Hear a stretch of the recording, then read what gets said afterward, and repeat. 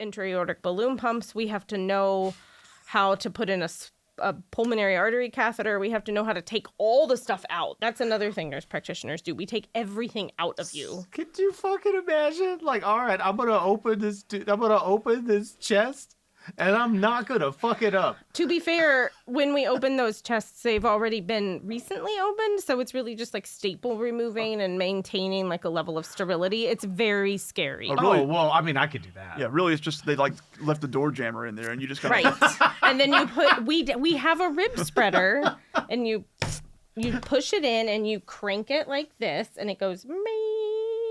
Oh, it's an elevator. I mean, it's sort of more like a.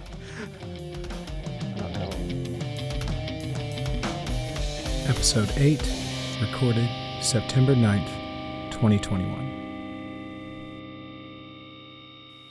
All right, so here we are again, the Richard Wooten podcast.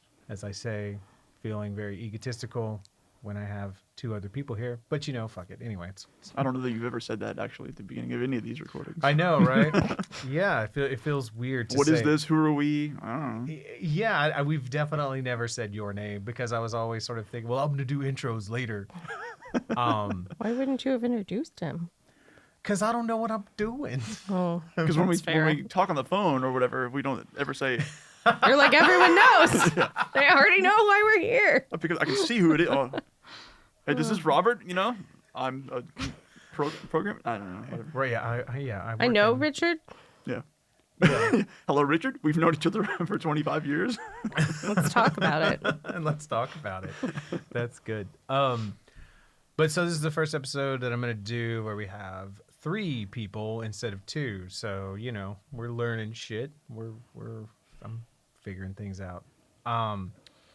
But so as usual, we have Robert Rabel, and we've known each other a long ass time. Went to since 8th grade, junior high. 7th grade. 7th grade, is that when you Yeah. moved to Dayton? Mm-hmm. Okay.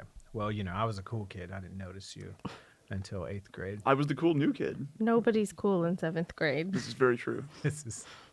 I don't know. There was a bully in 8th grade that liked my corn shirt. I feel like that gave me a pass. True. It might have been a demotion. Whoa. I mean, if it's a bully. The same bully had my mom as a teacher, who was a 7th grade teacher, and he really liked her. Maybe Like, he wasn't she's a a cool bully. Maybe teacher. he was just misunderstood. He kind of had that vibe. He wasn't as much of a bully as much as he was like sort of a Outcast? criminal. An incredibly literal criminal? Yes. The answer is yes. Well, I was know. trying to go to bat for him, but whoever you are. He's gone now. But he was, you know, he was always nice to me. He was always a good dude to me. Yeah. Yep. So Robert Rabel, and then also my wife, Allison. Damn. Did You you go with Wooten. I'm like partially converted. Yeah, it was fun. So the whole like name change. You haven't been baptized yet. No. I don't know, man. Texas might annul our marriage if you don't. I think my social security number is under Allison Wooten, but my driver's license is Allison Wooten, but like everything important, like bank accounts and my nursing license and all that is still Damron. Yeah, like It's only been 5 years. I don't know what the hurry is. it certainly ain't me because I could not have cared less about any of it.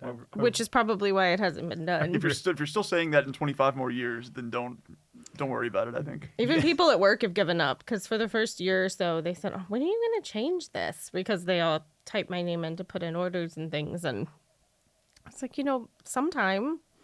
But then Maxwell came along and anyway, he's a Wooten, so it's fine. That is the only reason I've ever heard that, like, okay, it makes sense to change your name so that you and your kids have the same last name. That's the only. So that we're all the same. I mean, and I don't even think that that's necessarily a like, oh well, now you have to do it reason Right. at all. But that's the only like I don't know if I've cared less. it's a very patriarchal situation. Yeah. And a lot of professionals that I know who are like attorneys or physicians or people like that, they don't change it because they've already grown and developed their practice and their clientele with Right. that name, and like Their brand is out there. right, they're not going to change it. But well, when my dad got remarried to my stepmom, she didn't take his name, and all the kids have her name. Well, It's worked out fine for us. Yeah. For them. I don't think that my dad's new wife took his name. If she did, she didn't tell me about it. So Yeah, it's so And they're like anyway. 70. I don't know if they I- care. When I still think of you as Allison Dameron, so because it's not that name change that makes us married. I certainly hope not. It's not.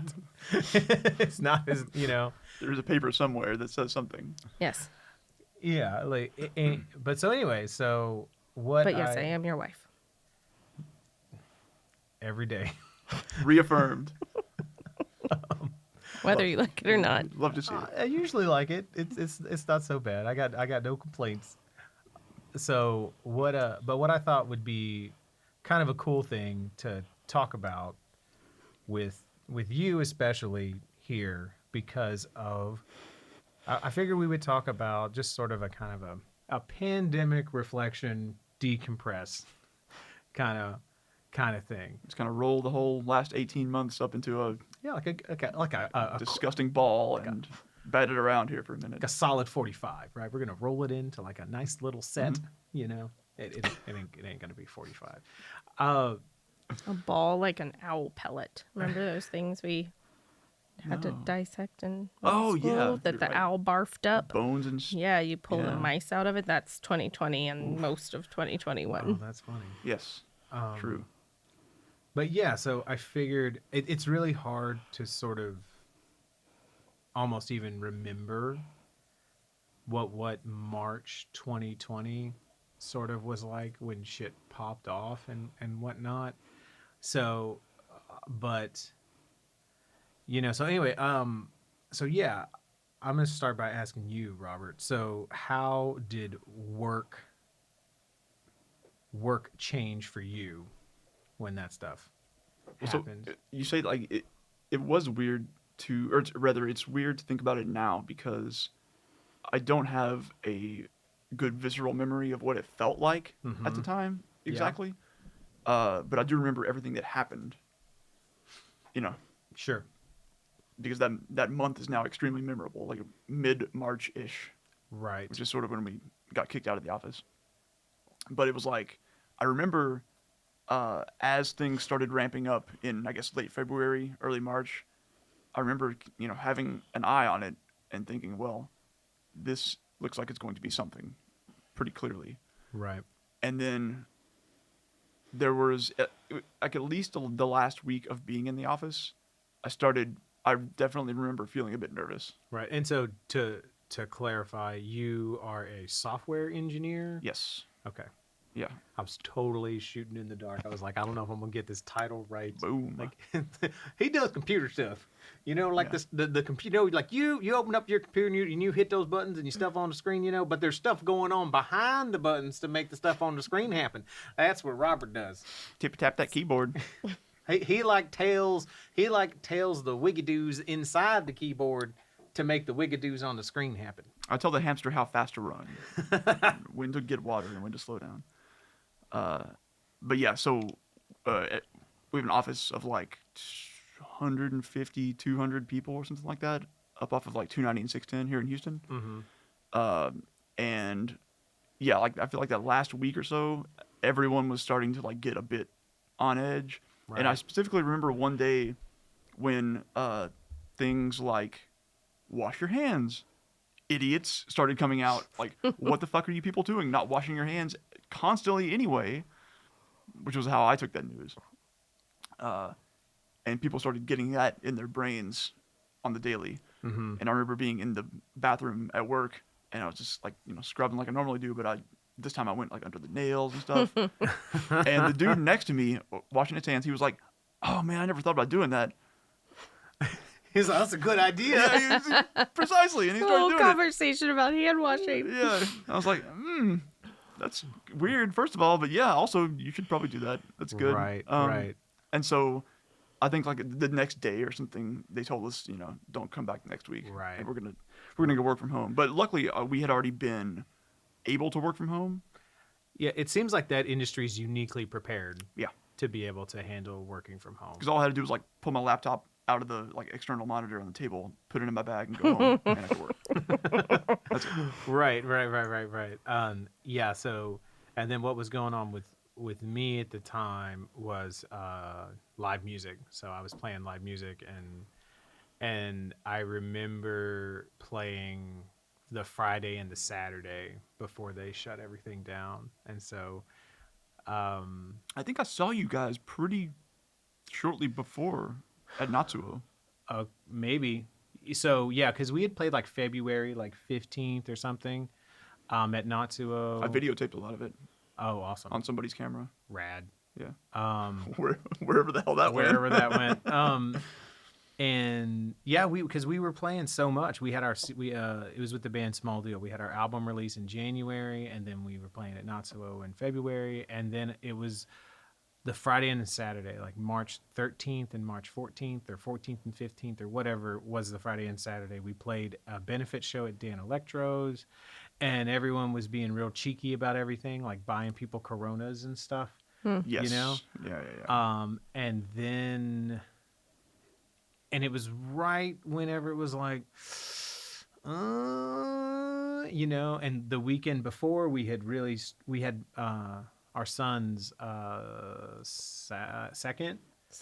God damn it. His second birthday party. And we had really considered canceling it, but we decided to go ahead and go with it. But we asked like more at-risk people to stay home and stuff. And I remember some friends who were like, didn't even know what we were worried about, and others that, you know, understood. Right. And so that would have been around March 7th-ish. Yeah.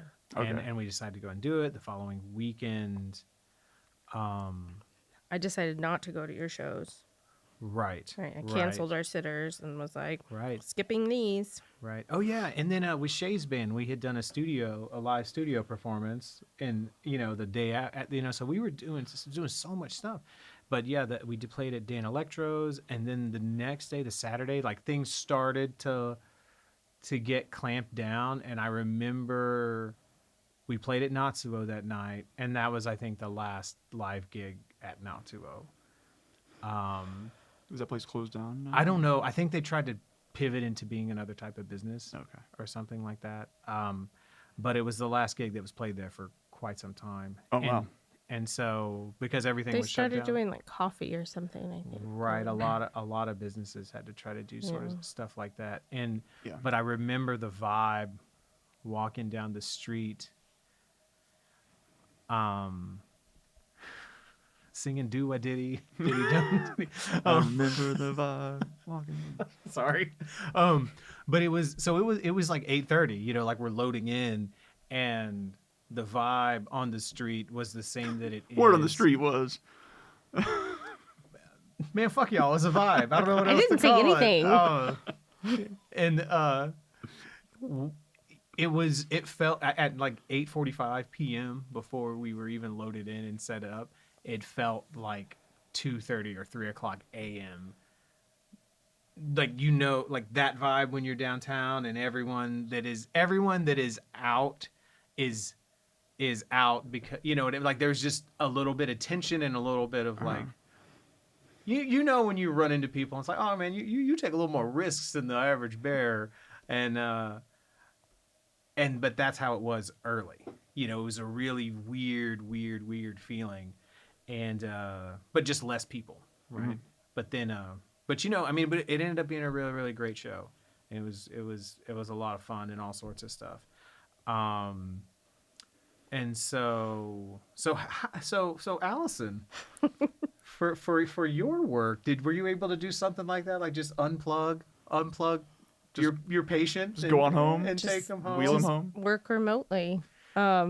When you mentioned that, Robert, I thought about one of my friends up in Seattle. She works in the IT world, and she unplugged her stuff and went home, and she went back to the office in like the last 2 months, I guess, and she found a muffin from March of 2020 that was in her desk, because it was like, oh, we'll be back soon. Exactly. Like, I this totally- isn't going to be that long. Like, I think they're- I left like half of a grandma's cookie package on my desk. And Right. it's boxed up somewhere that I haven't seen in a year and a half. Wow. like one of those, like, iced. Like the Thing. peanut butter ones. Yeah. Oh, So fucking good. I bet it's not good now. I bet I'm gonna go find out. Whether I want to or not. As far as I will never sit back in that office. That's your Workers Unite protest. Is I'm gonna eat this fucking muffin. Yeah. Nobody crosses this picket line. Nobody eats this muffin but me. Yeah. So So, to catch everyone up, on what you do. Mm-hmm. So, what is your job title? Who is your daddy, and what does he do? No. I was trying to think of something clever, and I was like, he's retired. I'm an acute care nurse practitioner, which I have been for 9 and some change years. I've been a registered nurse since 2007. I don't know how many years that is. It's plenty. An acute care nurse practitioner, a lot of people might not be familiar with, because I know a lot of people are familiar with like a family nurse practitioner who you see in outpatient setting. But acute care is based in critical care for adults 18 and up, non-pregnant, which is important. And so in this context, what does critical care mean? I work in the ICU, So that means people who are the sickest. actively trying to die. Correct. Yep. Yeah. So Yeah. So- The sickest people in the hospital will be under my care, along with a team of other healthcare providers like nurses and respiratory therapists, and of course physicians, and a whole other laundry list that I don't need to go through. and just, you know, so you went to school for biology. My first degree was a biology degree from Texas A&M University. Whoop.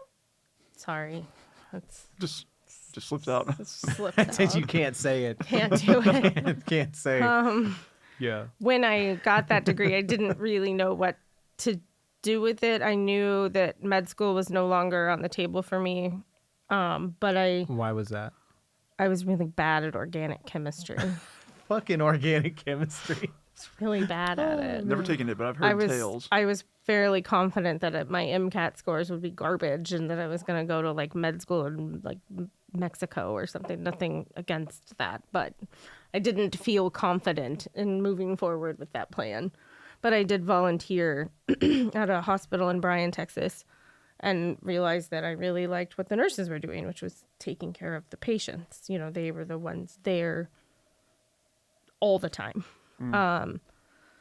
So right before I graduated from A&M, I decided I wanted to go to nursing school. This was long enough ago that A&M did not have a nursing school yet. So I went ahead and finished my degree, and then went to nursing school at UTMB down in Galveston, graduated, and went to work. And then you worked for a while, Couple years. and you went all over the country. I had a job in Minnesota with the Mayo Clinic for 1.5 years. And then I came back to Texas to be close to family. Worked in Bryan, Texas, actually. And I hated that job. Sorry. Just St. a weird Joe's. hospital, weird vibe, or It was I'm gonna keep saying management. vibe. I Just to know. piss you off, Robert. It wasn't a I'm feeling vibe. it. It wasn't really it wasn't a vibe. It was just straight up poor management, which I think I can say 12 years later. I hope. Probably could have said 11 years ago, too. Sorry to whoever was there.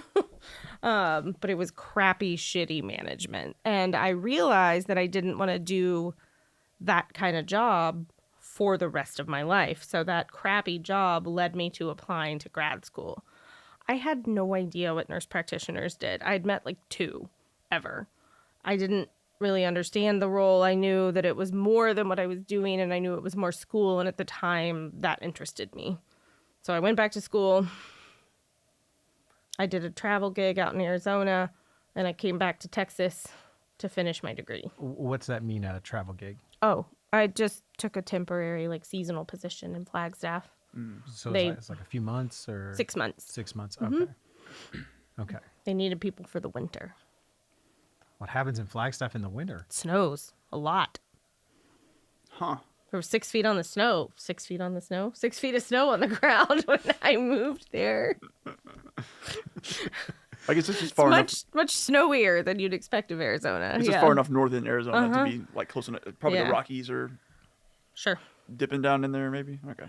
Yes. Yes. It's an hour away from the Grand Canyon. It's about at 7,000 feet. There's a ski resort there called Snow Bowl. It's a beautiful place. Wild. Yeah. Check it out. So, Flagstaff Medical Center. Not a crappy job. Not with shitty management. I loved it there. And I came back to Texas to do my clinical year for my graduate degree. And I chose Sugar Land because it was close enough to Galveston that I could go about once a week without having to live on the island.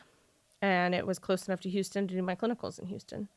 I never planned to stay at Houston Methodist Sugar Land. Can I say where I work? Too late. Oh, yeah, too late.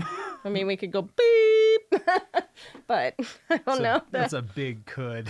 I mean, we can do a lot of things. Technology has come a long way. Ring a but bell like ding, ding, ding, ding, ding. Editing that out? Yeah, but it's really about the work that I'm willing to do. So I mean, I don't imagine that you plan on saying anything bad about your hospital. No, I don't. And I don't intend for this to reach the media either, like KPRC. I don't know. We're the alternative media. This is the media. Taking over. It'll show up in text in the Houston Press. Yeah. Anyway, I work for a large hospital system in Houston, and I went to work there because of the reasons I just said, and then I met my future, now current You director. don't have to say your boss's name. I won't. Cool. I'm not going to use any names. That's smart. I'm going to do my best to keep it to these theys and thems and all of Word. that. I met my future, now current director. I liked them very much. I liked all the nurse practitioners I met, and I decided to apply for my first nurse practitioner job there in 2012. And I guess as they say, the rest is history. I still work there.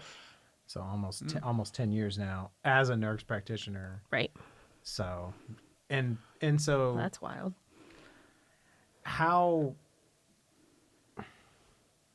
What is the difference for the average bear that's listening? What is the difference between, a nurse practitioner, a physician's assistant, maybe a resident, a doctor, I don't know enough about the physician hierarchy to talk about it because the last time I worked at a teaching hospital was in 2008.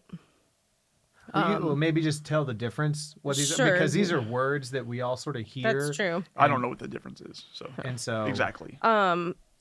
Nurses either have an associate's degree or a bachelor's degree, and they all take the same certifying exam called the NCLEX to become a registered nurse. And they work at the bedside. They're the person that you see that is helping take your vital signs, administer medications, do minor procedures. They're the backbone of the entire hospital, and they are absolute amazing people. Almost every single one of them that I've met. They do so much physical work. They get patients up out of bed. They move them in bed. They turn them. They reposition them. The list, I could sit here for 4 hours and talk about what nurses do. And they do an amazing amount of critical thinking, foresight. They look at their patient's plan of care and they advocate for the patient. They realize what's missing, what's not there, what shouldn't be there, and they work with the rest of the healthcare team to get that care to the patient. And I guess in a lot of ways, they're sort of the last. They're the main patient interface. Yes, And where there's- the buck stops with the nurses. I So see. if the doctor writes the wrong order and the pharmacy lets it go through and the nurse pulls it out of the machine and administers it, the nurse is going to be the first one on the chopping block, regardless of the errors that happened upstream. Right, and then I guess the converse or whatever of that is that they're also the last person that can catch an error. Correct. Yeah. Right. Yeah. The we call it stop the line. Like we, you know, see something and you say, hey, I don't think this is right. Last line of defense. Right. Yeah, I don't think that maybe the general, because I don't know if it's mine either. I don't know if the general perception is really of all these things, really all these medical professionals working really as a team. Yes. Because it often feels like all these things are very separate because you don't see them all. We know if you Right. or your relative is in the hospital, you don't see all these people at the same time. Right. They're coming in one at a time, but I can tell you they're all talking to each other. We even have not even just the ICU, but every floor of a hospital has something called like care coordination rounds where the entire team, including pharmacy, case management, nurses, nurse managers, physical therapy, occupational therapy, they're all there together and they're talking about what the patients need. Yeah. Okay. So to keep going, nurse practitioners are what people will call mid-level providers. It's kind of a dirty word in the medical world, but we live with it because it is exactly what we are. We are kind of in between the nurses and the physicians. Nurse practitioners have graduate level education, and to practice, they have to have sat for and passed a separate board exam, depending on their area of practice. So is it safe to say you are board certified? I am, in fact, board certified. This is a thing that loves a credential that's often thrown about. It is. With like sort of conspiritualist doctors and Right. people who don't work in, people who have a degree, have a medical degree. They're an MD of some type, but their main gig is selling supplements. Well, here's the thing about being board certified. If you sit for a board exam and you pass, you are board certified forever as long as you continue to fulfill your continuing education requirements. And for some licenses and certifications, that's more, sometimes that's less. For example, for mine, it's every 5 years. So my second one is coming up in 2022. And I have to have 75 continuing education hours, like proof of. I turn in the documents, including at least 25 that are pharmaceutical. You have Is to that cumulative or within? cumulative. Okay. Correct. Yeah. So if you're working and you're doing all the stuff you have to do for your job, it's kind of it's easy. No problem. It's Yeah. Do easy. you have to be working to? No. Okay, that's what I thought I was hearing. I just wanted to make No, sure. you do not. You cannot be working. There is a lot of other ways to fulfill. One of the check marks is at least a certain number of hours practicing under your license, which for all of us working in the medical field under that board certification is a cinch because you get it in like 6 months of working. You don't need 5 years to obtain. It's like a ludicrously low number of hours. I see. For somebody not working, they'd have to do something like sponsor a certain number of students or have their name on an article, or there's a lot of different ways you can maintain your certification. Most of it comes down to money. Are you paying that $500 every so many years to keep your board certification? As long as you don't let it lapse, you can claim that board certification for your entire life. So it's worthless. It's not worthless, but To me, it matters. To me, it doesn't mean as much as someone who is. If a person who is selling supplements at like a CBD shaman shop says they're board certified, you might want to ask when they took their exam. Well, it's like the board with fluorescent paint that glows in the dark. That's the board that they're certified with. Right. Well, so like as a layman, like that, hearing described that way means far less to me, than a doctor.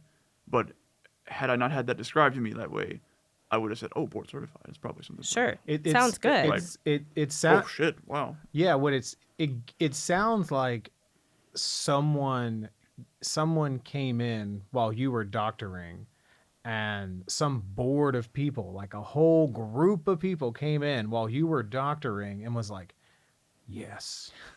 For physicians, I don't want to speak out of turn here either, in case a practicing physician ever gets his ears on this. But for physicians, I think it's a very different can of worms. I think it's a lot more difficult, and I think they actually might have to sit for an exam every few years. I don't. I gotcha. get to just do my little education stuff and keep practicing and getting. I have to have like a certain number of procedures under my belt and do stuff like that. Some doctors do have to sit for exams, but it might be very specific fields because every field, like for example, our group of intensivists, I think there's 8 of them. Some of them are board certified in anesthesia. Some of them are board certified in emergency medicine. Some of them are board certified in pulmonology and critical care, which means they all have very different levels of expertise, but they're all doctors. Mm-hmm. So speaking of procedures, so that is something that is... That's something that nurse practitioners can do that's different from what registered nurses can do. That's a really good example of... And so this is a word that has become, because of, being married to you and living with you, this word procedure has a very specific meaning to me. What the hell is a procedure, and what does that mean to a layman? What is that, Gosh, I mean, it could be a whole lot of things in a hospital. For me personally, that's what you would like to know. I mean, right? That's what you're... Well, it's not a personal thing, right? Well, like there are things that are procedures and there are things that aren't. In your opinion. Turning a patient is not a procedure. Okay, so when I talk putting about... in a line right, so is there's a procedure. Every 2 years, in addition to my board certification, every 2 years I must go through a re-credentialing process with my hospital, which means I have to prove that I have done enough of XYZ in order to keep doing XYZ there. Because if something goes sideways with XYZ, they are in charge of me. They're responsible. My person, yes. Yeah. And so for me, those things include, but are not limited to, intubation, which is putting a breathing tube in your throat and connecting you to a ventilator. Hooking someone to a machine that breathes for them. The hooking is not as important as the actual insertion of the tube, but yes, that's essentially. Attaching someone to a machine. That part's easy. Attaching someone to the machine. That part's easy. It's the getting the tube in the hole that it needs to be in. Okay, so putting all pieces together. Yeah, so okay, I get it. Like attaching the tube to the machine, not such a big deal. Piece of cake. Pretty I'm easy. not even board certified. Shout out to my respiratory. Yes, you probably could. I don't know. When you're in a panic situation, when things are weird and there's adrenaline, you're like, I don't know which way is up. Now that you say that, I have never seen said tube, so I do not know. It's like trying to start your car in a horror movie, that kind of stuff. Or just me trying to start my husband's car because I don't know. There's a key. I'm used to the button. So what you're saying is every day is a horror movie. Only when I drive the Hyundai. Only when you're married to me. But so intubation is one of the procedures that nurse practitioners do regularly. Central line insertion, which is a really large IV that can either go in your neck or your groin to administer lots of medications all at the same time. So these are all essentially minor surgeries. Yeah, you could say that. If I'm using the language very, we have to get consent for the procedure with either the patient or their assigned healthcare agent if they're unable to consent. We use lidocaine for the procedure. When I'm in the ICU, I typically use some level of sedation, not conscious sedation, because I can't do that as a nurse practitioner without a doctor present. So, anesthesiologist? Right, or just any physician. Okay. If I have a doctor come stand in the doorway, I can give whatever meds I want. If somebody's on a ventilator, we're pretty cleared. But but you can also technically, you have prescriptive authority or whatever. Correct. That's yeah? Not We what probably it's should have started with that before we talked about procedures. No, it is what it's all a mess. Is it called that? It is called prescriptive authority. That's exactly what it's called. Yeah. So that's another thing that a nurse practitioner has to maintain. There's a lot of spinning plates when you practice as a healthcare provider. You have to maintain this thing. I have to have a DEA license. I have to have my ACLS, which is advanced cardiac life support. I have to have my BLS, which is basic life support. I have to have my nursing license. I have to have my NP certification, my credentialing with the hospital. I think that's it. See, in my line of work, we are very encouraged to do continuing education. There are constantly new technologies coming out that we need to learn about. Sure. That we can go a million different ways into. encouraged. There's no licensing. There's no Right. Requirements. There's no requirements or Yeah. anything like that. Like, you should probably do that. And there's so many things that I could do, whereas Right. borderline required. It is absolutely required for some level Yeah. of continuing education. And then for we have what's called annual focal point review, which is basically our like annual review with our manager or director. And included in that little tight package with the hospital system I work for is multiple education modules from everything from fire safety inside the building to bariatric surgery aftercare to, oh my God, I don't even know, all of it. So much. It's But it's all hours part and of- hours. I have to do certain number of hours of stroke certification. I have to have a certain number of hours of like post breast care surgery because we take care of those patients and like maybe twice a year, but I have to keep doing it to like prove. right. I have to know how to open someone's chest at the bedside with the cardiac surgeon just in case. So let's talk about what you just said for a second, because I'm pretty sure you just said open somebody's chest. like we it was ha- a fucking door. It's kind of a door. I mean, chest. it's more of a armoire. It's kind of a door, she said. It's more of an armoire. Yeah, there you go. It's like, I feel like that Like a- might be one of the most like low key intimidating things I've ever heard anyone say. Like, We have a cart that's labeled like open chest cart that just has the stuff in it that we need in case we have to do that. I've done it 3 times, which is not very many in 9 years, but it's enough. Fucking more than I've done it. or We seen have it to done. we have to know how to help with the insertion of intra-aortic balloon pumps. We have to know how to put in a pulmonary artery catheter. We have to know how to take all the stuff out. That's another thing nurse practitioners do. We take everything out of you. could you fucking imagine? Like, all right, I'm gonna open this chest, and I'm not gonna fuck it up. To be fair, when we open those chests, they've already been recently opened, so it's really just like staple removing and maintaining like a level of sterility. It's very scary. Oh, really? Oh well, I mean, I could do that. Yeah, really, it's just they like left the door jammer in there, and you just gotta Right. And then you put we have a rib spreader and you push it in and you crank it like this and it goes me. Oh, it's an elevator. I mean, it's sort of more like a I don't know. You do this and 2 bars go like this and just move everything this way. Fuck. And then you can see it. Yeah. It's there. Yeah, it's like a reverse Man. vice. Yes. Yeah. Yes. A Like revice. there's another thing that does something like this. I don't know what it is. Yeah. I there's Case. Where's Case? He's here in spirit. We're borrowing his microphone.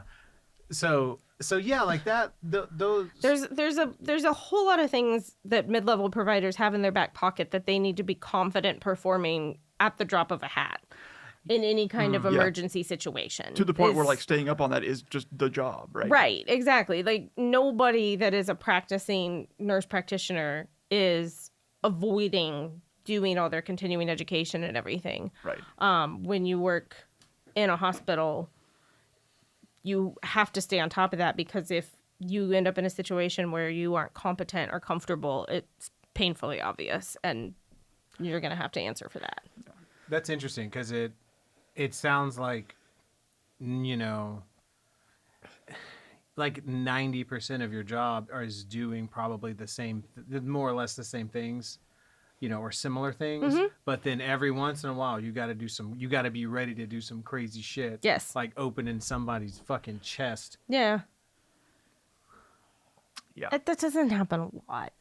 But we have to know how. I'm trying to toot your horn here I a know. little bit. Okay. One of the craziest things that's happened to me was a patient fell and like they had a stroke and they fell and they landed face first on the carpet and their whole like forehead cracked open and the nurses managed to get him back in the bed. I'm very bad at this. Managed to get them back in the bed and I get up there and they're like, what should we do? And I'm like, he wasn't breathing. It was a whole mess. So we had to intubate him. And I stapled his head shut just for good measure because it just felt like the right thing to do. It's surprisingly a lot like just a regular staple gun. You just... But weird stuff happens. That was in the middle of the night. That was a lot of years ago. But yeah, Jesus back during the Christ. night shifts, Yes. whenever you were sort of had to handle everything by just yourself. anything. Yeah, when I was the only one there. Right. And so Oh. another one of the responsibilities, I don't know if this is the same for all NPs, but No. it's at your hospital. Yes. Is the when anyone in the hospital tries to die, Yes. y'all We go. go. Y'all go. Yes. Or even acts like they might think about trying to die later, which is like called a rapid response. We go to anytime a nurse is worried about a patient who's rapidly declining, they call a RRT or a rapid response team overhead, and then we go and assess the patient and try and figure out what's going on. Right. So it's a lot of these things have sort of become normalized for me, even just, when we met like 7 years ago, I think, is when we started dating. And so at first, I'm trying to think about it. At first, it was fucking nuts because it was like, oh my God, someone almost died today at your job? And it was really hard for me to handle her telling you, I'm talking her like you're not here. It was really difficult to handle the things you would tell me. But that really is what your day is Yes. every day is even pre-COVID, every day Oh, sure. was dealing with death. With death and generally the worst days of somebody's life. Yeah. The patient, the family, Right. and pre-COVID, we had the family at the bedside. So they were our patients too. We walked them through everything we were doing. They could physically see their loved one. They could touch them. They could understand what was going on in the room. We didn't make them leave. We didn't. And then, 2020 kind of changed everything. Right. Right. I mean, at that point, you're like, some level, you're a therapist in a Yes, way. nurses are absolutely therapists. For like the family as well. Yeah. Right. And As a nurse practitioner, something we like to say is that we're nurses first. So I consider myself an extra leg on the nurse's Stool. basically. Yes, that's a good word for it. Yes. on the nurse's dog. I work closely with physicians, but something I always say out loud is that I need my nurses to be happy and I need them to be taken care of too. Because if the nurses are not on your side, you're fucked. Whether you're a provider or a patient, nurses are the backbone of everything. And that's what I did before I became a nurse practitioner. So Right. as an NP, it's just a natural progression of things. Like I now get to be kind of a liaison between the nursing part of it, the bedside part, and the provider part. I can prescribe medications. I can diagnose illnesses. I can practice independently if I wanted to, like in a clinic or something. Could you go open up a clinic? Sure. No shit. Yeah, I just need a... What the fuck are we doing? Oh, the studio could have That's been a hard to goddamn clinic in there. do. Huh? That's hard to do. I mean, you need a supervising physician to do whatever they have to do a certain number of times. It takes money. I mean, you don't just do that. Also, I'm an acute care nurse practitioner, so I mean, I don't really want to run an urgent care. That doesn't I sound very see. fun. Your specialty is in My specialty is critical care, the shit hitting the fan. which is I did that on purpose. I like that. You I need- like the sickest patients. You need to be a bit more obtuse to. It's not a lot of people really like to be family nurse practitioners Fuck you. or adult nurse practitioners because Fuck of the you. hours. What? Fuck you, Robert. Oh God, making I a just got goddamn- it. Make a fucking geometry joke over here. I was gonna do it like 30 minutes ago, and then It didn't Anyway, work. whatever. I know. It's Richard's bad. made the joke before. He's just mad he didn't Oh, say it first. I am. I've made an acute as opposed to, it's like, well, I think you're a pretty. That's why a lot of the time when I'm talking to other lay people or in a social media setting, I will say critical care nurse practitioner because that makes more sense to people. People understand that generally. Right. And so what is, I guess, what can you not do that, because what can you not do without a physician, I guess? I cannot give conscious sedation without a physician present, which is a combination of anesthetics and sedation. So, like, I can give fentanyl or I can give Versed, but I can't give both at the same time unless a doctor's there. I'm not supposed to intubate without a physician at the bedside in case I have trouble, because when we intubate somebody, put them on the ventilator, we give a paralytic, which means you cannot do anything, which means we have a pretty short time frame in which to get the task done. Right. So we are required to have a backup there, which is a really nice safety net that I like to have. What else can I not do? I can't do, like, I'm not a surgeon. Like, I can't do. Sure. So, like, to be clear, when I talk about opening a person's chest, I'm not, like, doing heart surgery. I'm just kind of clearing the way for the heart surgeon to come in and solve the emergency. Right. It's more like a stable hand. I'm just like, you move over here, you move over here. Ribs here, blood clots there. Get out of the way. Right. And Get the guy to his work.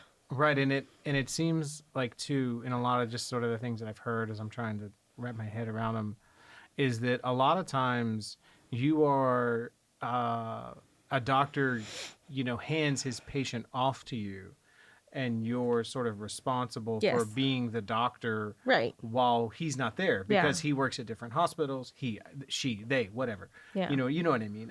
But they work. Well, at, and even in our role inside my hospital, we have what's called intensivists, which are doctors that only work in the ICU and only take care of patients in the ICU. They don't go anywhere else in the hospital, and we have a physician presence there 24/7, which is wonderful. It's not something we always had, and I think that we are very lucky to have that now.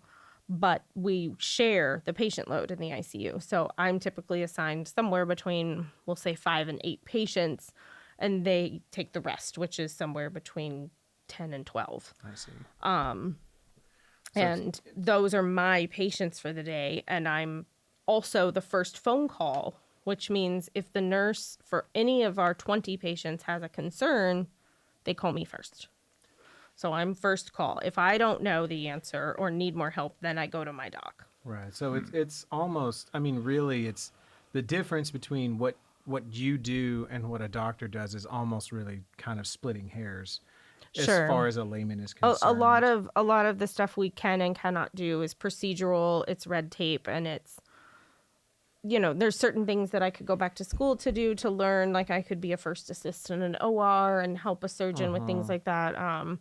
I don't want to do that. I'm not interested in that. And there's a lot of specialized roles, I guess you could say.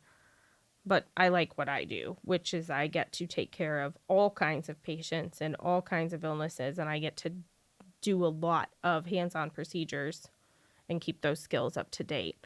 Another thing I cannot do, I cannot stop CPR in a patient who is not a DNR without a physician present. It's a weird one. Yeah, I must continue the code until I have a doctor there. Right. A code means CPR in progress. Chest compressions, drugs, electric shocks, the whole torture. active resuscitation. Active resuscitation, yeah. Yeah. Yeah. And so if I don't have a doctor present, I can't say we have done this for long enough. So when I used to work by myself at night and didn't have the intensivists that I talked about before, sometimes I would end up coding patients for an hour waiting for like the ER doctor to come up and just be Christ. like, hey, you can stop. Like CPR for an hour? Yeah, just rotating between all the nurses on the floor. Just destroying those ribs. Oh, I mean, it's really, yeah. I mean, after 20 minutes, CPR is Futile. Futile, yeah. pretty futile. But it's just so much physical work for Right. the staff and everybody trying to do everything. We do have, but I don't want to digress into that too much, but yeah, CPR is really hard work, and it's really painful. Yeah, that's a thing that I don't think a lot of people realize is that CPR It's doesn't. very violent. Yeah. It doesn't look how it does in the movie. Whenever someone swallows some water in the pool and they pull them out, and you give them a little. And they go in for a secret kiss. Yeah. No, actually, it's like you're destroying their rib Yeah, it's cage. very traumatic. It's very traumatic. Yeah. Most of the time there's broken ribs and stuff like that. And, in patients that don't have COVID, CPR is often successful. So we take a lot of classes about quality CPR, what's the best course of action, and that changes pretty rapidly. Like you were talking about software, like recommendations have changed 2 or 3 times since I've been a nurse on what's the most important part of resuscitation. Interesting.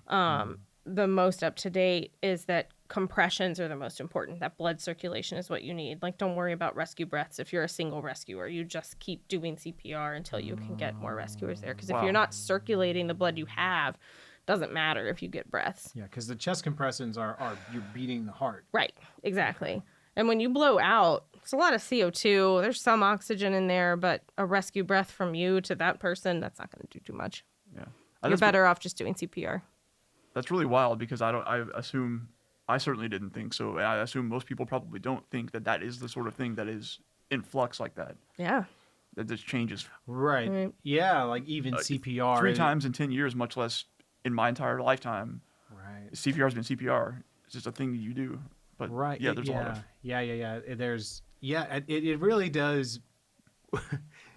It really does make you stop and think and really sort of understand that most of what you as a layperson know about medicine comes from what you've seen on TV. Yeah. Absolutely. And so something else to that point, you're describing like what a nurse does versus what you do versus what a doctor does, things like that, and the differences therein. Like, I think for a long time, I just ignorantly thought, and probably a lot of people still do think, that a nurse is just an assistant.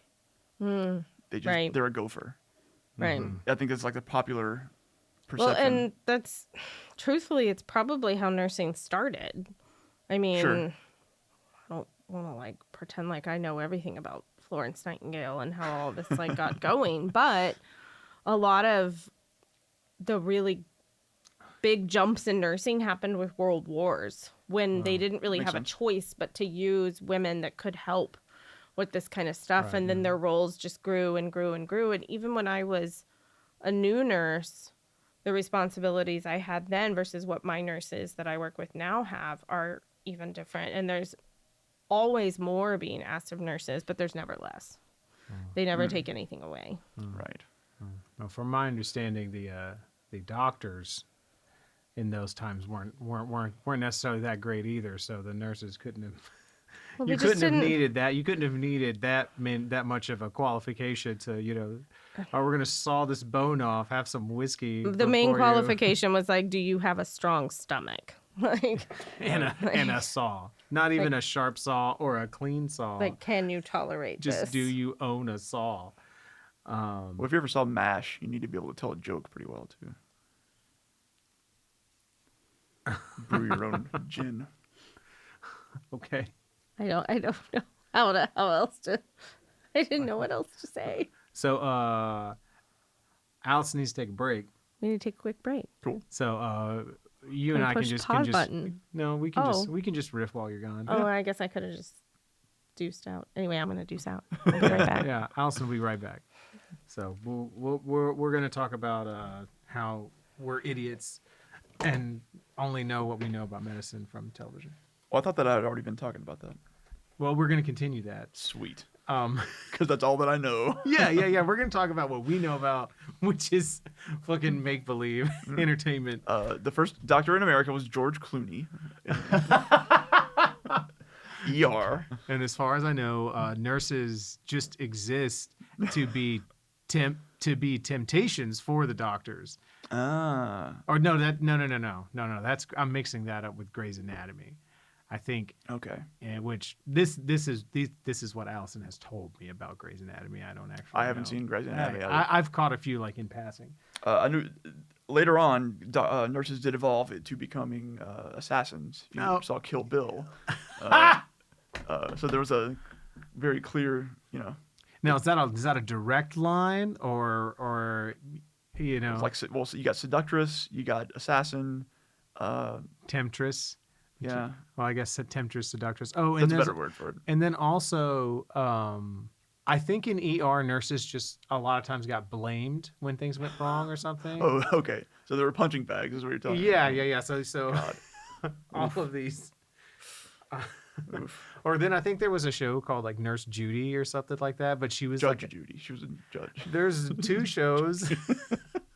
Apparently, to be a professional woman, your name has to be Judy. To get any sort of title. You have to be Judy, But I think that she had like an opiate problem or something too. Like she had an addiction issue. I don't know. Oh, Maybe it's Nurse Jackie. Maybe that's what the show's called. Jackie Brown, I think was another. Another, nurse. Back to Yeah, Tarantino. Isn't that what House had as well? Was he had a drug problem of some sort? He did. I never saw that show either. I didn't either. I mean, if you saw one episode, you'd see them all. It was all I guess about so. the same. It was always lupus, I think. And that dude was British, and I didn't know that for the longest time until I saw Fry and Laurie. Yeah. Yeah. But I, in all serious though, I think that that really is a big deal that I don't think we can articulate as well as we should be able to, is that we have a concept of how these professions work. Yes. And our concept of that, because even if you've spent time in the hospital as a patient, you're not going to have a concept of how all these things are working together. No, not even close. And like from what I was talking about earlier, like people not really realizing what all it is the nurses do. Right. I have been in the hospital. And it's been a long time now, and I've had family in the hospital and family describing hospital visits and doctor visits, and saying things to the effect of they couldn't believe that a nurse was doing this and not a doctor. Like, where's the doctor? Get the real doctor in here to tell me my things. That why is a nurse telling me this stuff? Right. And it's I think that perception is out there. And I mean, outside of nursing, there's sort of a precedent for the way that sort of cops are perceived and the way the military is perceived in sort of television shows. So I think it was Dragnet, for instance. They said, they were like, all right, I think that was the one that was like filmed in LA or whatever, and they were like, all right, well, you can use our resources, but they gave the LA Police Department gave the showrunners all these stipulations about what the stories could be or could not be, and the cops must always be painted in a certain way. Sure.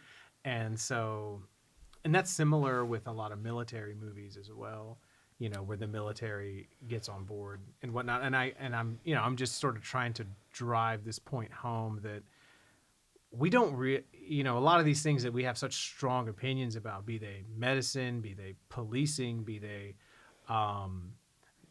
military, we don't really know how these things work on the day-to-day. If you were to remove our knowledge that we learn through entertainment, there would just be a giant vacuous hole there. Oh yeah. Like the good rule of thumb is if you've never done it, you probably don't know much about it. Yeah. I feel like is for sure how I think about a lot of things like that. As I stepped out, you made a joke about George Clooney, which I can only assume you were talking about the show ER. No, we're talking about Batman. And Robin? Batman and Robin, yeah. ER was actually one of the closest to real life Was it medical really? shows. Absolutely. I mean, Michael Crichton was in medical school. That's right. That was Michael Crichton. Wow, yeah, you're right. And he dropped out, I feel like I'm going to sully his memory. I don't know if he finished and decided He's not not to going to come after you. I think There might be some nanobots that he sends. God, I know. time-traveling Andromeda dinosaurs. strain bullshit up in this bitch. Yeah. It's a big sphere comes in. He at least did a large chunk of medical school, so his knowledge about that was a lot more intimate and a lot more realistic, and I really like that show. So I have a lot of very good memories watching that show with my mom as a middle school and high schooler. So Cool. I remember watching it with my mom as well. yeah. But help me, because I was paraphrasing you a little bit. So as nurses are portrayed in shows, so how are nurses portrayed in ER? Is that accurate? Yes, I think it is. They do a lot in that show. Okay. ER nurses do a lot in that show. Okay. Now in Grey's Anatomy, they basically function as being They're sex props. right. Yeah, they're there to tempt the doctors. Yes. Or they're there to fuck things up. Yeah, or just fuck things. Could have just gone with that. Two birds, one stone. They're almost not represented at all in the show in the form that it is taken at this point. In the Right. early parts of the show, they represented them as like, I think the first nurse you actually had a name attached to had an STD that she gave to a doctor. That's right. Like that was like the main storyline for her. Yeah. And I do like Grey's Anatomy, but not for its grasp on reality of a medical field. It shows physicians doing essentially the work. It shows them doing all the physical work in the hospital that takes place while the doctors are busy trying to figure out what's actually wrong with you. Like they're not drawing your blood and they're not giving you medicine and they're not getting you out of bed and they're not adjusting. Well, they might be adjusting the ventilator, but they're not doing a lot of this like physical stuff that's happening all around them because they're like doing the doctor shit. They're Right, trying to figure it out. Right, and it's not because they're off fucking off. No, It's like- exactly. yeah, It's like- just because the rest of the team is important too. right. and yeah, they're Delegation and assignments matter. right, and and ultimately, just the way the system is set up is that doctors do bear the most responsibility. And Sure. so they have the most risk in the decisions that they make Right. and all that sort of stuff. So they have to take time to figure out, well, what the Right. hell are we actually going to do? Because at the end of the day, I may have 8 patients assigned to me and I write their progress note for the day, but my physician for that day co-signs the note. So his name is on there too. Right. So that's, I guess you could call it an advantage of a mid-level provider. You're never, we talked about the nurse being the last stop before the patient. Right. The physician is always going to be the last step on the stairway because they're going to be where everything came from. Right. So in theory, I'm not going to be doing anything that I don't have permission or clearance or the blessings of my physician to do. Nursing itself and mid-level providing has a lot of autonomy. We get to make our own decisions and we get to carry them out to an extent. But something that has become so incredibly clear in the last 18 months is that we could not take care of patients if it wasn't for every single person in the hospital, down to the people serving food in the cafeteria that didn't want to come to work, down to every housekeeper that goes in every single COVID contaminated room to clean. Like there's just so many levels of involvement, and to make that machine keep running smoothly is not easy. It's put into stark relief these days. Yeah, for sure. So earlier you talked about how you're having to sort of be prepared to manage and diagnose all these different diseases and all these types of things, and I need to know how to do this or staple a head shut or whatever. But the past 18 months or so, you've been dealing mostly with one. Yeah, just one kind One of problem. disease. One problem. One virus. People are still getting sick from other things. Like, the reality is people still have heart attacks and strokes and also complications been from diabetes. A big and, problem as of late. Right, and things like that. But obviously, as a provider in an ICU, we have been in the thick of COVID, and the things that we have been through and the stuff we've been through together, it's really hard to even describe to people that haven't seen it. The first few weeks, I remember our son's second birthday party, and I was already getting worried because it was when our hospital started saying, don't eat in the cafeteria and don't be around big girls. We didn't really know. We know so much now compared to what we knew. We didn't know. And the biggest difference, I was talking about this with somebody. Zach Robinson yesterday. The biggest difference, because now in this 4th or 5th or whatever you want to call it, this Delta wave that we're all experiencing right now, there's a lot of anger. There's a lot of resentment. There is so much fatigue. We are just, our compassion is disappearing. What did I say yesterday? We're morally injured by this pandemic. Right. Right. Or specifically by this wave that was preventable. The beginning, the only thing I remember is capital F, fear. I didn't know how I could get it. I didn't know if I would get it. I didn't know if the masks we had were good enough. I didn't know if I would have a mask the next day. Right, because everything was in short supply. Right. I had friends from across the country sending me like their painter's masks just in case. Christ. That's right. Yeah, we didn't have. We had like jerry rig stuff at the hospital where we were using tape on like plastic to try to like make things work. We didn't have enough negative pressure rooms, which a negative pressure room is essentially when you close the door, all the air in the room is sucked out and tossed outside. And that keeps that air from flowing back into the hospital and into the ventilation system. So if you have something like meningitis or tuberculosis or what else do we put people in there? I guess if you had like maybe shingles. Something airborne, though. Something airborne, yes. Something airborne, we put you in a negative pressure room. Things like flu, RSV, other various like rhinovirus and other respiratory viruses, those are just droplet precautions, which means you need a mask, surgical mask. But it wasn't clear. There was no clarity whatsoever. Right. We had different opinions from all kinds of different people. And we're talking about March 2020. Yeah. That's whenever it was. Around May, June 2020, it became clear. There was a lot of things it got was like, clearer. Oh, it's droplet based and Sure. how it spreads and things like that. But there was a few minutes where it was like they called it airborne and we treated it as airborne.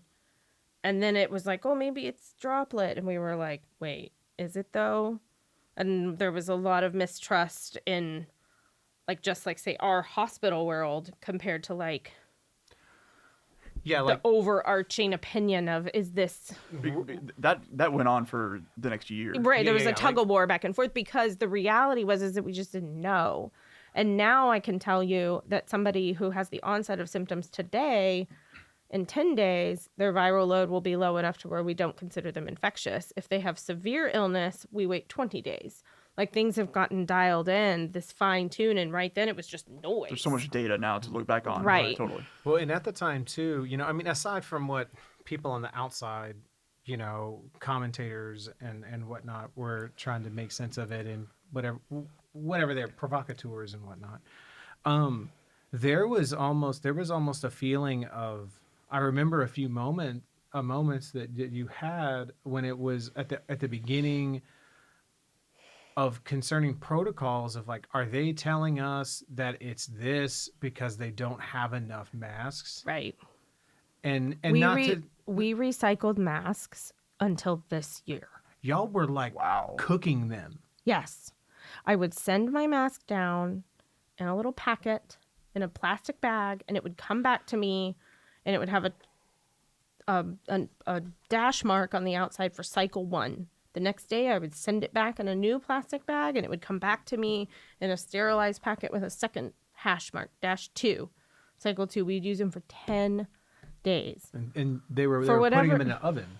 Yes, they were essentially baking them. That was around the time they told us to stop wearing makeup because they couldn't clean them right.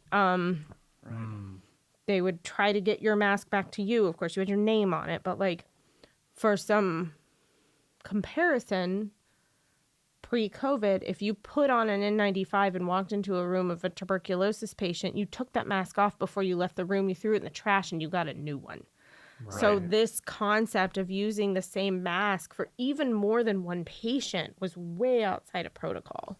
Jesus. Was way outside. And so I still have a graveyard of N95s in the bottom of my backpack, just piles and piles of old ones, because I'm like, well, this rubber band is still attached. I better keep it. Right, like that. I don't know how long they work. That is a We didn't know. that fear is a thing that I think that I have forgotten because it was was really very urgent. It was a very urgent feeling of like, well, because you didn't know. I didn't know. You didn't you didn't know if you were going to get it. You didn't know if you were going to give it to me. You didn't Right. know if you were going to give it to Max. You didn't know how easily it was going to spread to children. You didn't know had what no it was going to idea. do to children. Right. And We didn't know. We know a lot now about surface transmission because we've had a chance to Right. study it. I used to Yes. change my clothes like Yeah. 3 times a day, and I would come home and I would wipe my whole body down and I wouldn't touch anybody, and I Right. would like. That was a huge deal yeah, It like was we a didn't huge get deal. for months. yeah, we didn't get like if you got stuff delivered, you like, Wipe it would down, wipe it remember? down. I did that for Who quite wiped? a I while. wiped my groceries. I sure did. Yeah. I didn't Yeah. know. So something kind of funny. Y'all sit right there. So, I ordered this. Not this, but the one behind it. I ordered this. Like months before the pandemic. Okay. So this is a like Godzilla sort of tapestry. It's a lot Yeah. of like. It looks like vomit. The color scheme's real gross, It's very orange. but.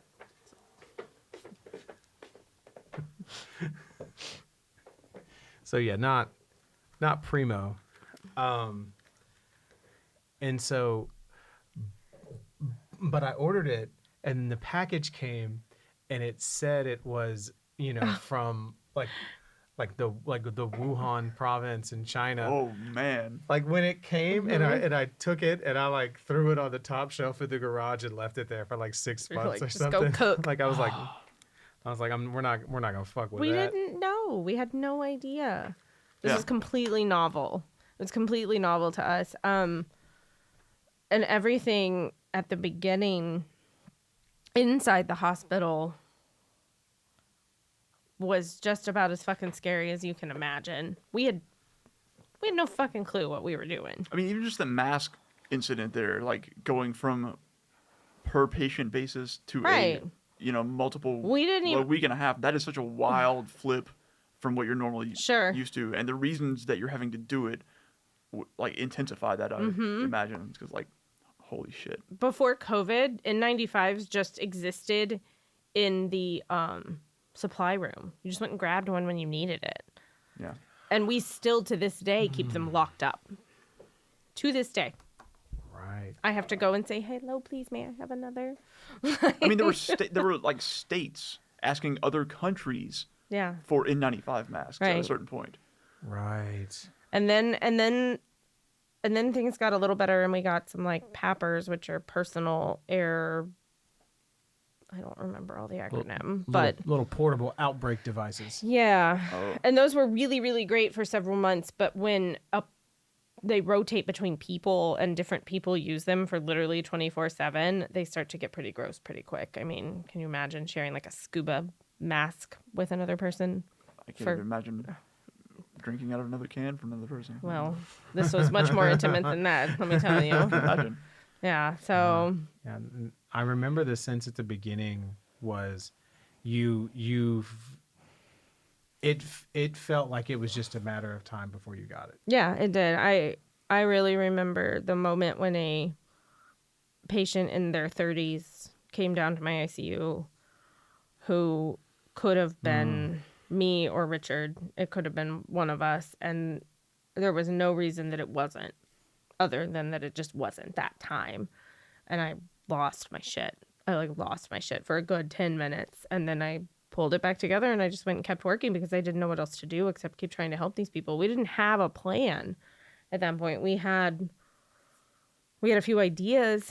Yeah. I remember my physicians, because a lot of them are, one of my physicians, they practiced in, or they were born in India and practiced in UK for a long time.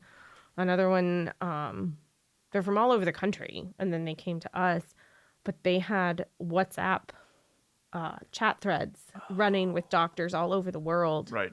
Oh, cool. With some doctors say in Italy telling me, this is what's working for us. You guys try this too. Like we were Wow. flying by the seat of our pants. Holy shit. And it didn't matter whose idea was what. If someone had an idea, they were like, yeah, sure, do it. Right. It took a few weeks, and then eventually we had like some Plaquenil protocols, which quickly went out of favor when it became clear that that didn't help. What is that? That's the hydroxychloroquine. Gotcha. Yeah. And if you don't mind, what did it? In what ways did it not help? Oh. Well, I mean, I guess like because whenever people talk about these drugs and treating COVID, Sure. I don't even really understand what. Like, what was the expectation versus what Yes. actually occurred? Right. Yes. So Like what would a good the COVID reason treatment that drug the look reason like? that any drug that already exists comes into play is because repurposing a drug that already exists is infinitely cheaper than creating a new drug from scratch. Sure.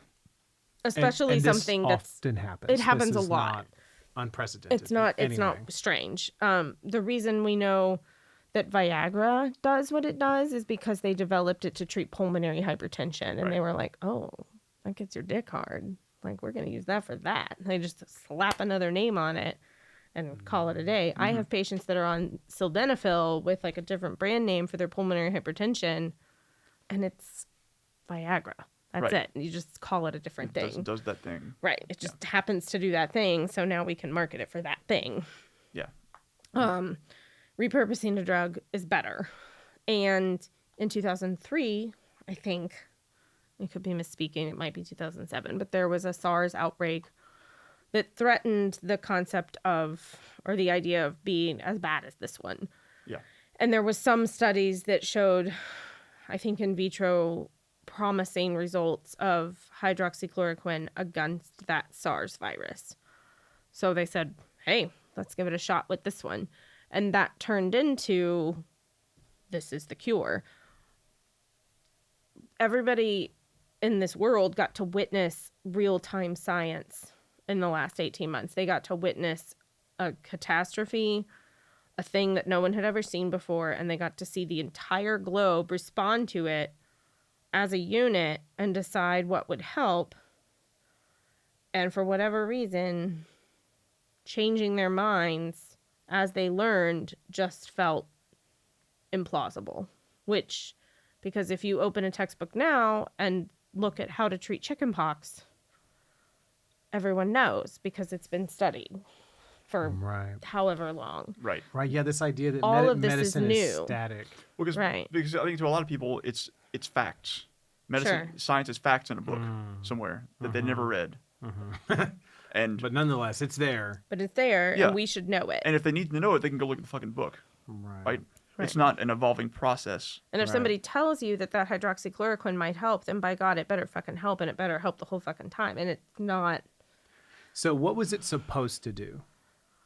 Hydroxychloroquine is commonly used as an immunosuppressant, especially in people who have diseases like lupus or things like that. It helps keep the immune system kind of depressed so that it's not responding in an autoimmune disease when your body is attacking itself. So that brings up something I think is really, really important that I don't think a lot of people understood or still understand is that a lot of what, and correct me when I'm wrong, elaborate, but if I understand, remember, it's a lot of what was causing the complications for COVID patients was their immune system overreacting. Yes.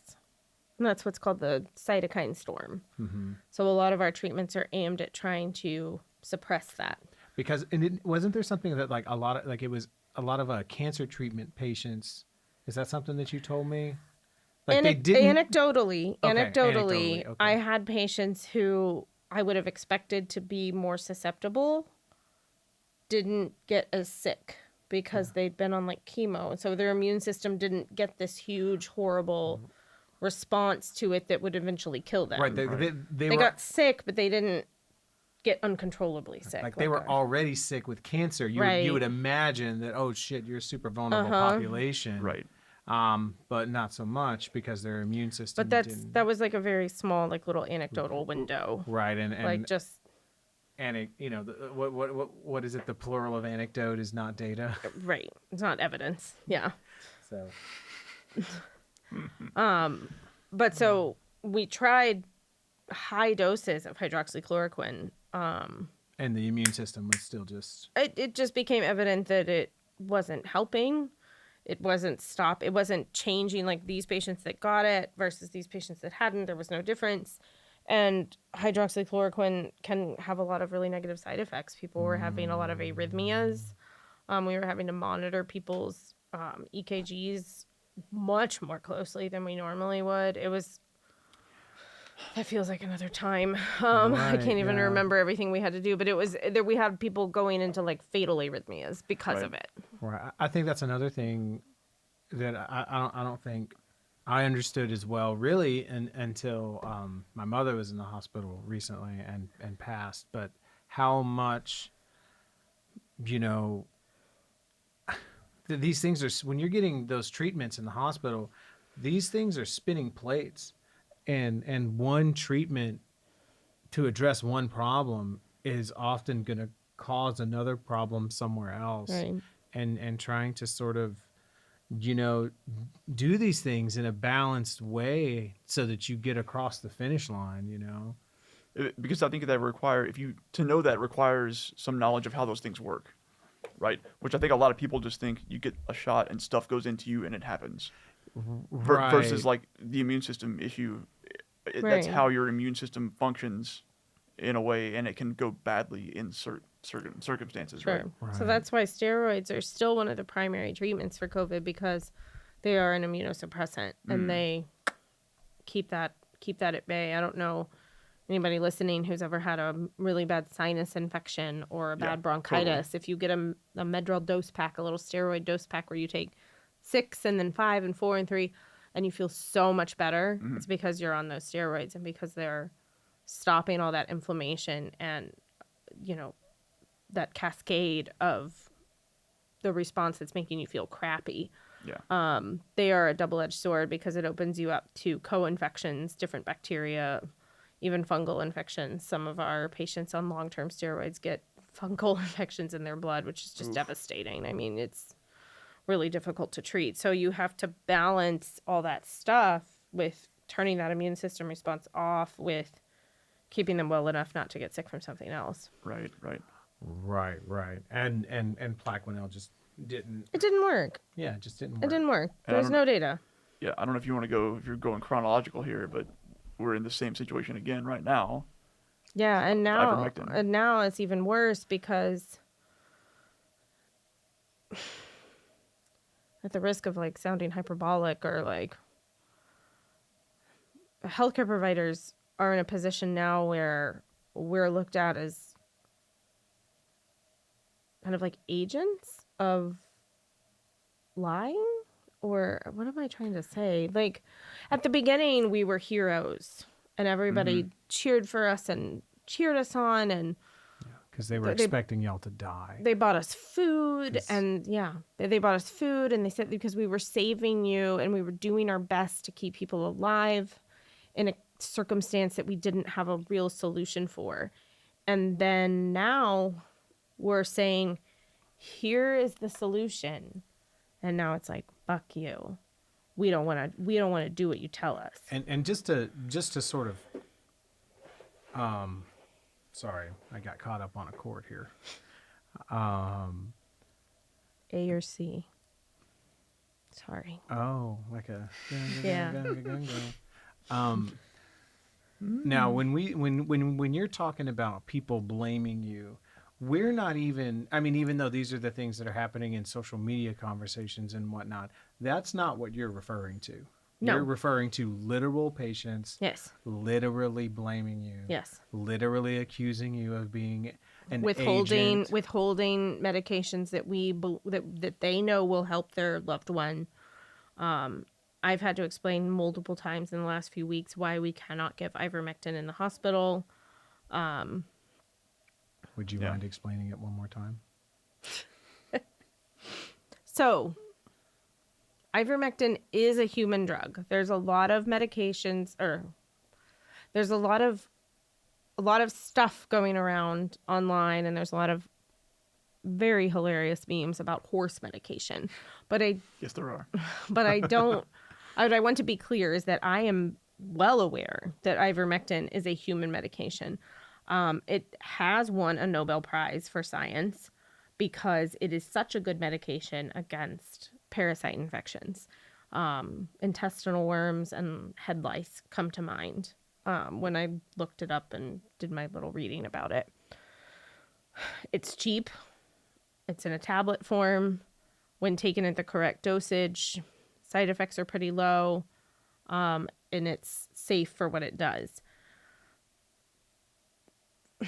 It's shown some antiviral properties in the past. To be clear, it is not an antiviral. The drug, for example, like an example of an antiviral is acyclovir that you take if you have shingles or herpes. Or if the remdesivir that we're giving for COVID is an antiviral drug. That was, I think, another repurposed drug. I could be misspeaking on that too, but it's one of our standards of care for COVID at this point. Ivermectin is not an on-label antiviral, but it has shown some antiviral properties. So because of that, same story as Plaquenil, they said, hey, existing drug, been around a long time, cheap, easy to make. Let's see if this will work. So they did some studies, which are the studies that people keep, they're just holding on to. They really want to believe in them. And I do too. Man, do I want to believe in it. But Yeah, like, because that's the thing. I'm sorry to interrupt. Is that you said it at the very beginning when you went and visited a hospital. You're in this game to help people. right. Yeah, You're in this game to fucking help people. we are. Like, And if there was a cheap, inexpensive drug that could help people, that just turned this shit off. no Yeah. one would be happier than you. Or that prevented it. And do you think that pharmaceutical companies wouldn't be manufacturing it? Like, Right, because at this point, when like A Merck hand is over saying, "Don't fist? take our ivermectin, please," right. that Like, should tell you everything you need to know. Right. exactly. Because if Right. anybody wants to make money, it's a pharmaceutical company. Right. And I love modern medicine, but man, are they some scoundrels. Undeniable. So let me pause right there because I just want to reiterate this because these are just sort of very important tropes that come up. Is that so? You just heard a medical professional whose life is absolutely dedicating to giving people the necessary care they need when they're in critical situations say that there are problems with the healthcare system and say that there are explicitly problems with pharmaceutical companies. You can have both of those thoughts at the same time. Yeah. Who fucking knew? There's a drug that we have that can reverse, simply switch, turn off a blood thinner when someone is having bleeding inside their brain. And I have to go through what feels like the passage of a bill in Congress to get it given because it is so expensive. And my pharmacy doesn't want to dispense it if there's any chance it's not the right choice. So I have to prove what I'm doing. And sometimes I get so mad and I'm like, I don't fucking care how much it costs. They're bleeding. This might work. And it's like, it's not that simple. Well, we So need your dissertation on our desk. by Right. tomorrow morning. Yeah.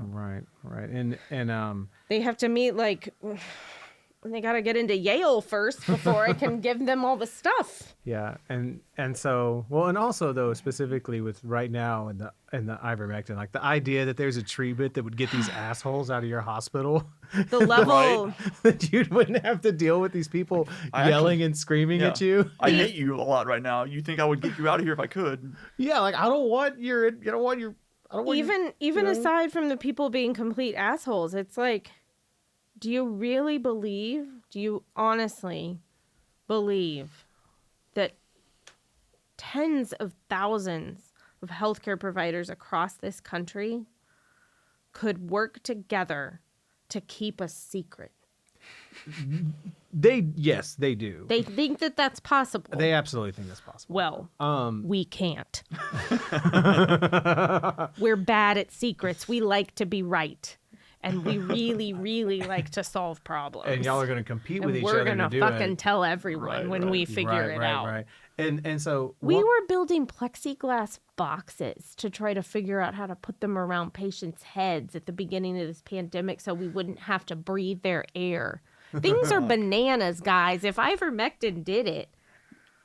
Right. So And- the reason... Okay, go ahead. No, what I was going to ask is like, and so also the thing with ivermectin is a dosage issue, right? Right. So here's the thing. So here's the study that everybody keeps going back to, that they're latching onto, that they're wanting to say this is why every doctor that is worth their salt is lying to us. And this one guy who's works for a pain management clinic will write me this prescription or whatever. In vitro means in cell.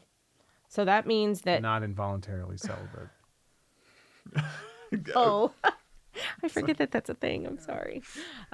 In vitro studies were done where ivermectin showed some promise against COVID-19.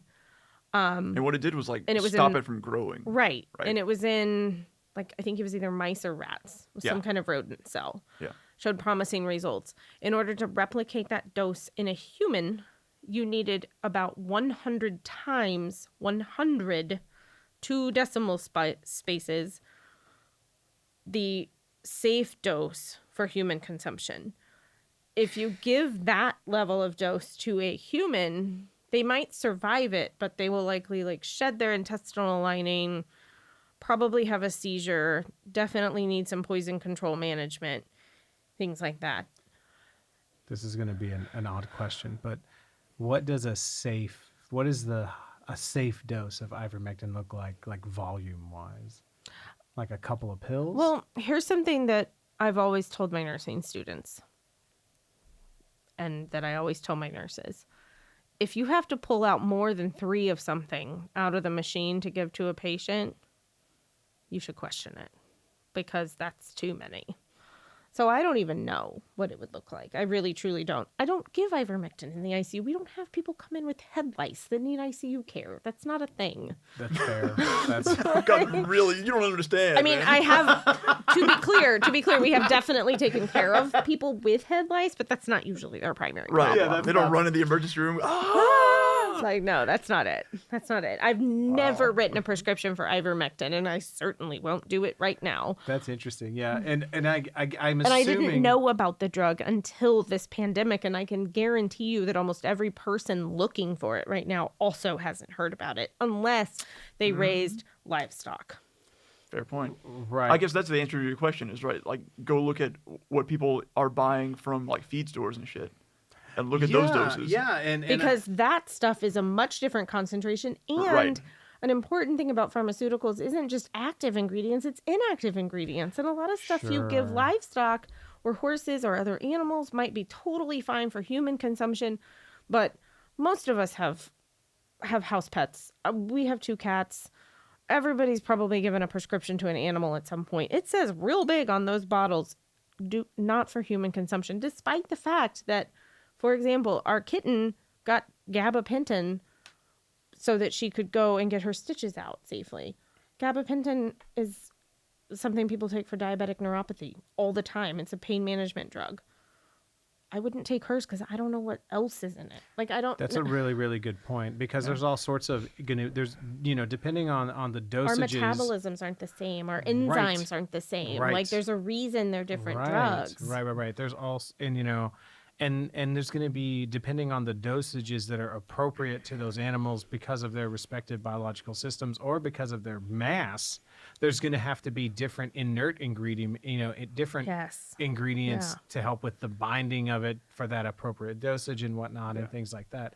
And there might be certain things that a horse can metabolize that you can't metabolize. Right. And Well, and the things like that. concentration of it is huge. Their mass is so big. I mean, horses... They're not small animals. They're not small animals. And here's what it really boils down to. If you can go to a physician, shame on them if they do it, but if you can go to a physician and they will say, you know what, sure, here's a prescription for ivermectin. See if you can just take it to avoid getting COVID. People are using it as a replacement to getting vaccinated. That is what is happening. And if you can get the human-safe, human-form dosage of ivermectin and you take it, it probably won't hurt you, but it will not keep you from getting COVID as of what we know right now. There are clinical trials ongoing in a few hospitals around the country. There have been some clinical trials stopped because of futility, meaning that it showed absolutely no promise. And so they said, nope, stop doing that. Got it. A couple papers that are referenced a lot have been retracted because of plagiarism and falsified data, which is Does problematic because, Wakefield got us here. So I'm referring to Andrew Wakefield, the sort of Pied Piper of modern the anti-vax movement. it's a really good description. Which to clarify, the things that doctors are often accused of only doing what their backers tell them and all these types of things. That's exactly Who's my backer? That's Me? exactly what Andrew Wakefield did. Like he was approached by a lawyer to find a link between autism and vaccinations, and also he had a very blatant financial incentive because he was developing. He was advocating supposedly for a different vaccine schedule, and he had patented, a separate whatever vaccine. So he is the exact example that people want. He's corrupt. He was trying to make money. He's a bad actor in that sense, and he's selling something. Yeah, he's selling something, and he went and found what someone was paying him to find. Right.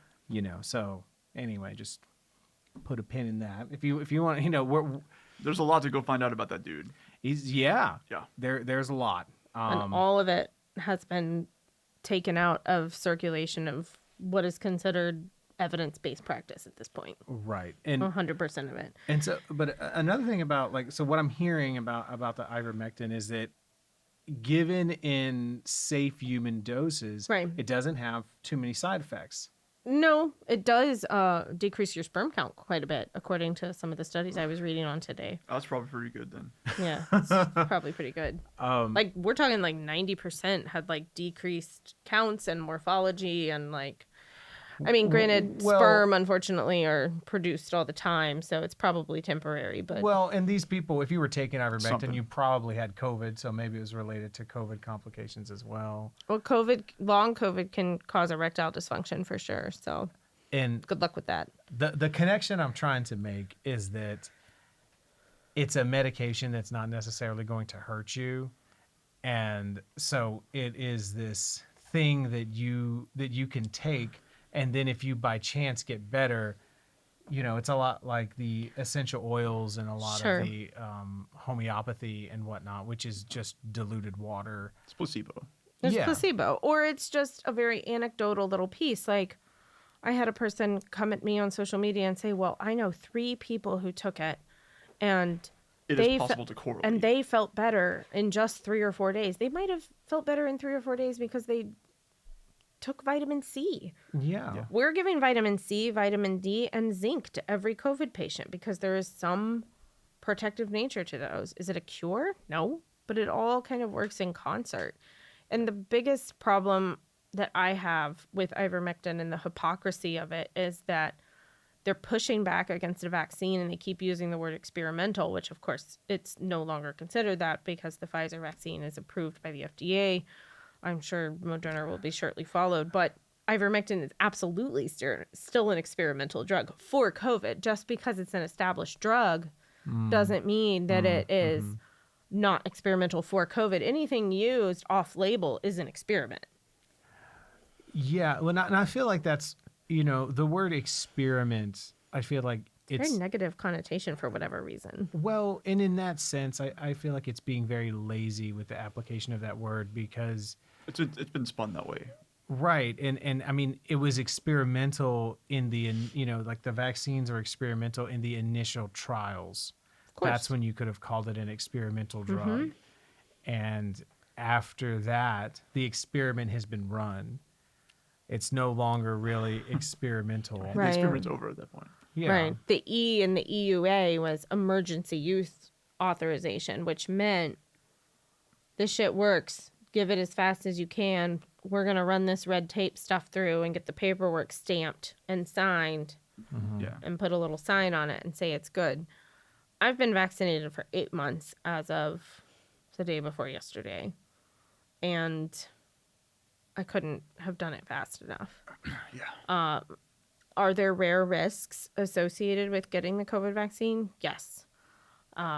Most of those risks are specific complications that are 10, 20 times more likely if you actually have a COVID infection. For example, a blood clot.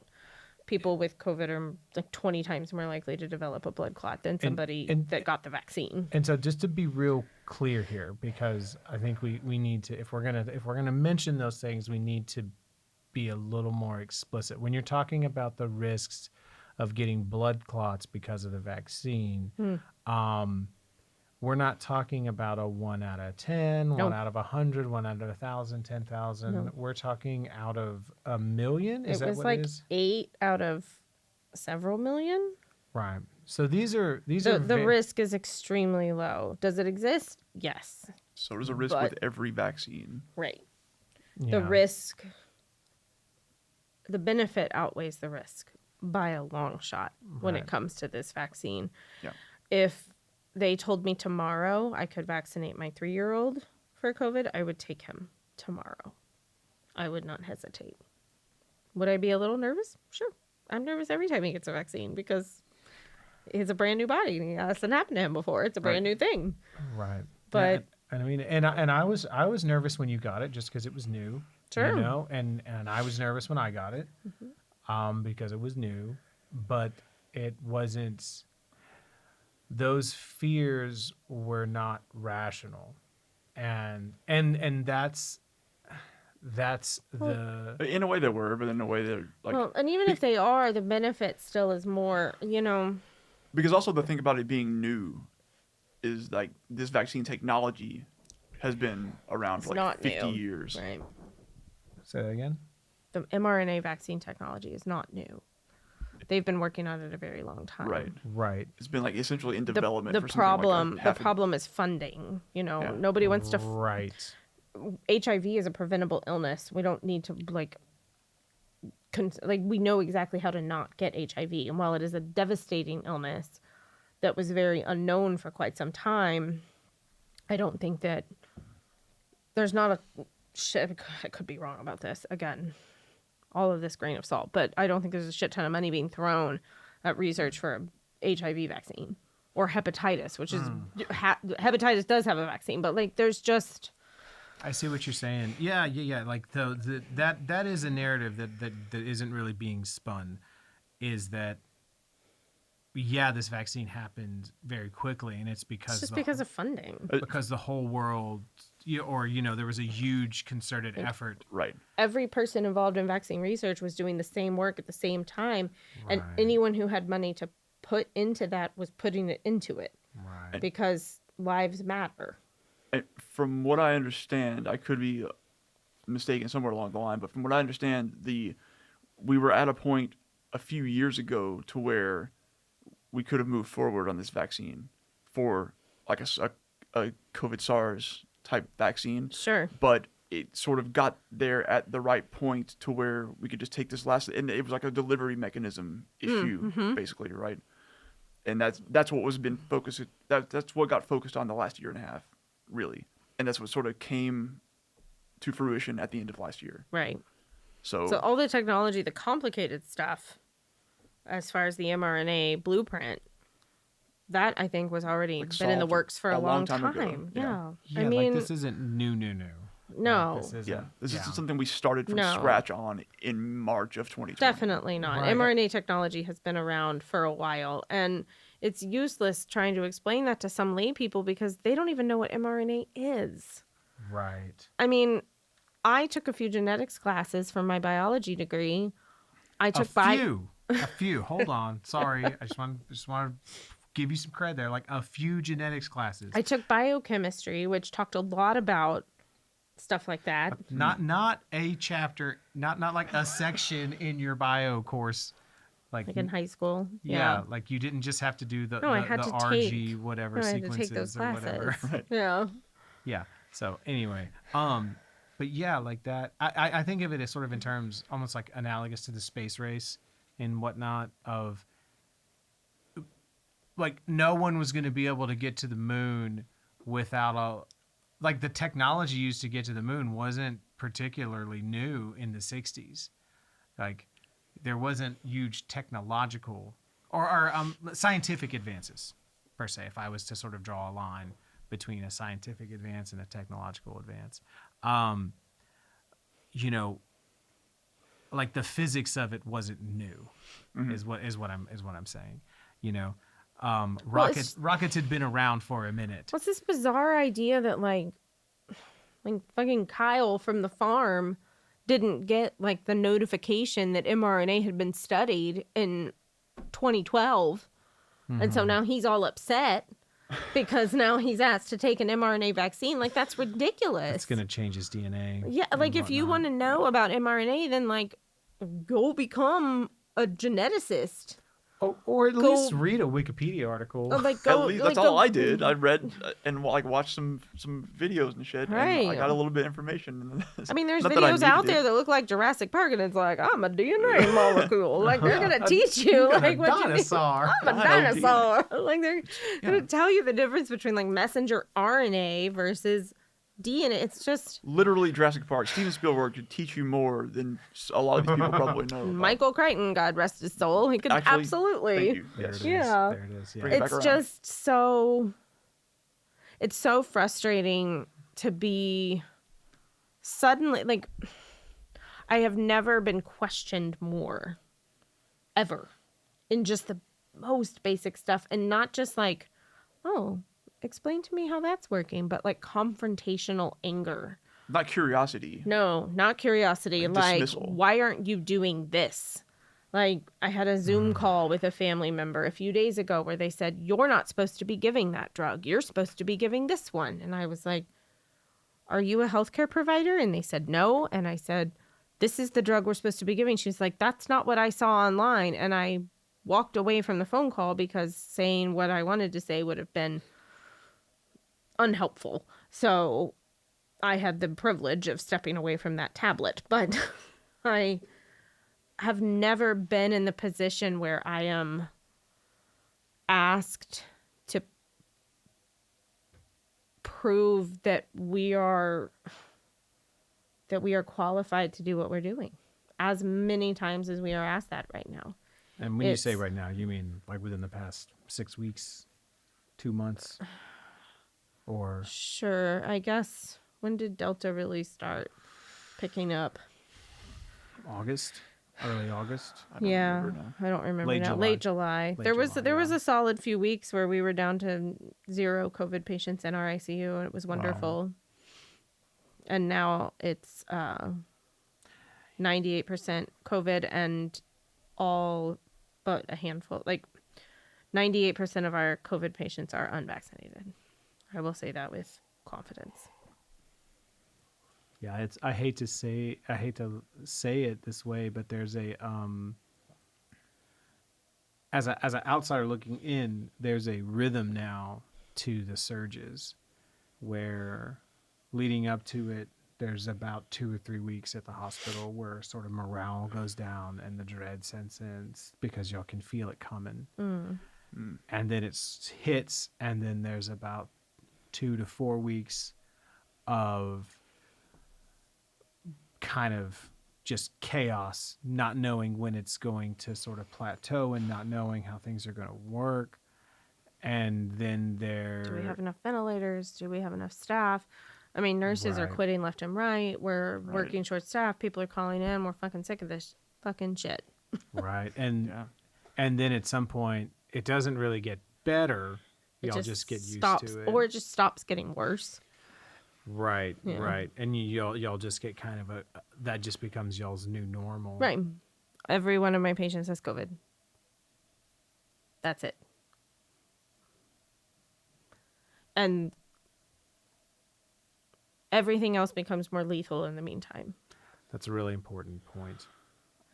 Because if you come in and you have a heart attack, we're not going to have the space for you. If you have appendicitis and you need emergency surgery, it's going to be tough. Right. We're pushing everything really thin right now. Yeah, Right. that's been the really big argument lately, right? Is like how to prioritize that. Like, Yeah. are hospitals having to go into triage? We are. We And- absolutely are. and what is- I triage every day. I wish that I could remember how many times it happened, but multiple times during this pandemic, I have had to choose between 1 or 2 or 3 patients who were decompensating quickly and were in need of a ventilator. And I had to be the last person who chose which one of them got it. And I'm fucking tired of doing that. And That means I'm essentially choosing who lives and dies. Yeah. And I shouldn't have to be the person that does that many times in 18 months. Yeah. I mean, And right now, there's a way to keep from dying from this. yeah. right. And you had to do that even before COVID, but it was very rare. Extremely rare.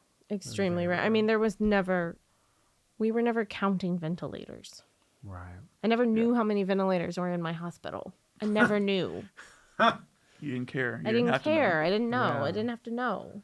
Yeah. I didn't know how many nurses it took to turn a patient onto their stomach. Right. And now that probably happens multiple times a day. For every single patient. For every single We turn them from their stomach to their back at 3 p.m. and they turn them from their back to their stomach at 9 p.m. It takes about 1, 2, 3, 4 nurses, at least 1 respiratory therapist, maybe 2, and maybe a 5th person to kind of man the whole thing, because when you flip someone like a rotisserie. yes, you've got to watch all the tubes and lines. There's Right. something coming out of every hole, so you got to make sure you've got it all lined up. And the physical toll it's taking on everyone. I mean, I hear about people that are like wigged out when they're like, "Oh my goodness, I think that I might have like seen someone in the grocery store who was coughing." And I'm like, we know we're in these rooms so many times a day, and we're just doing it over and over and over again. And Yeah. Like this door says COVID on it in huge red letters. Right, Like I know what's in there. we know, and we don't mind. It's what we're here to do, but making me very anxious. Sorry. I don't know what you want me to not be doing. I want you to point your face at the microphone. That's all. Sorry, I don't like just staring at this door and like shouting at Yeah, the closet. No one's over there. Yeah. Yeah, that's great. Okay, well, it blocks my. I know. Well, fine, you could come closer to me. No, it's good. I'm good. I'm comfortable. Okay. See, Okay, I'm just sorry. trying to help. Marriage. Ta-da! We know what we got into when we got into healthcare, but for every person saying we signed up for this, no, we fucking didn't. Oh yeah. Because no one has ever fought so hard against doing the one thing that we're saying. Here's what it is. If you trust us to save your life when you can't breathe, please trust us when we tell you that the vaccine is safe. That's it. If you don't trust us to save your life when you can't breathe, please do not come. We are very busy. Yep. That's cold, and it's perhaps unethical to somebody, but the truth is that pretty soon It seems like it's reality right now. it is reality. Yeah, that's that whenever I get angry about it, that's how I feel. That's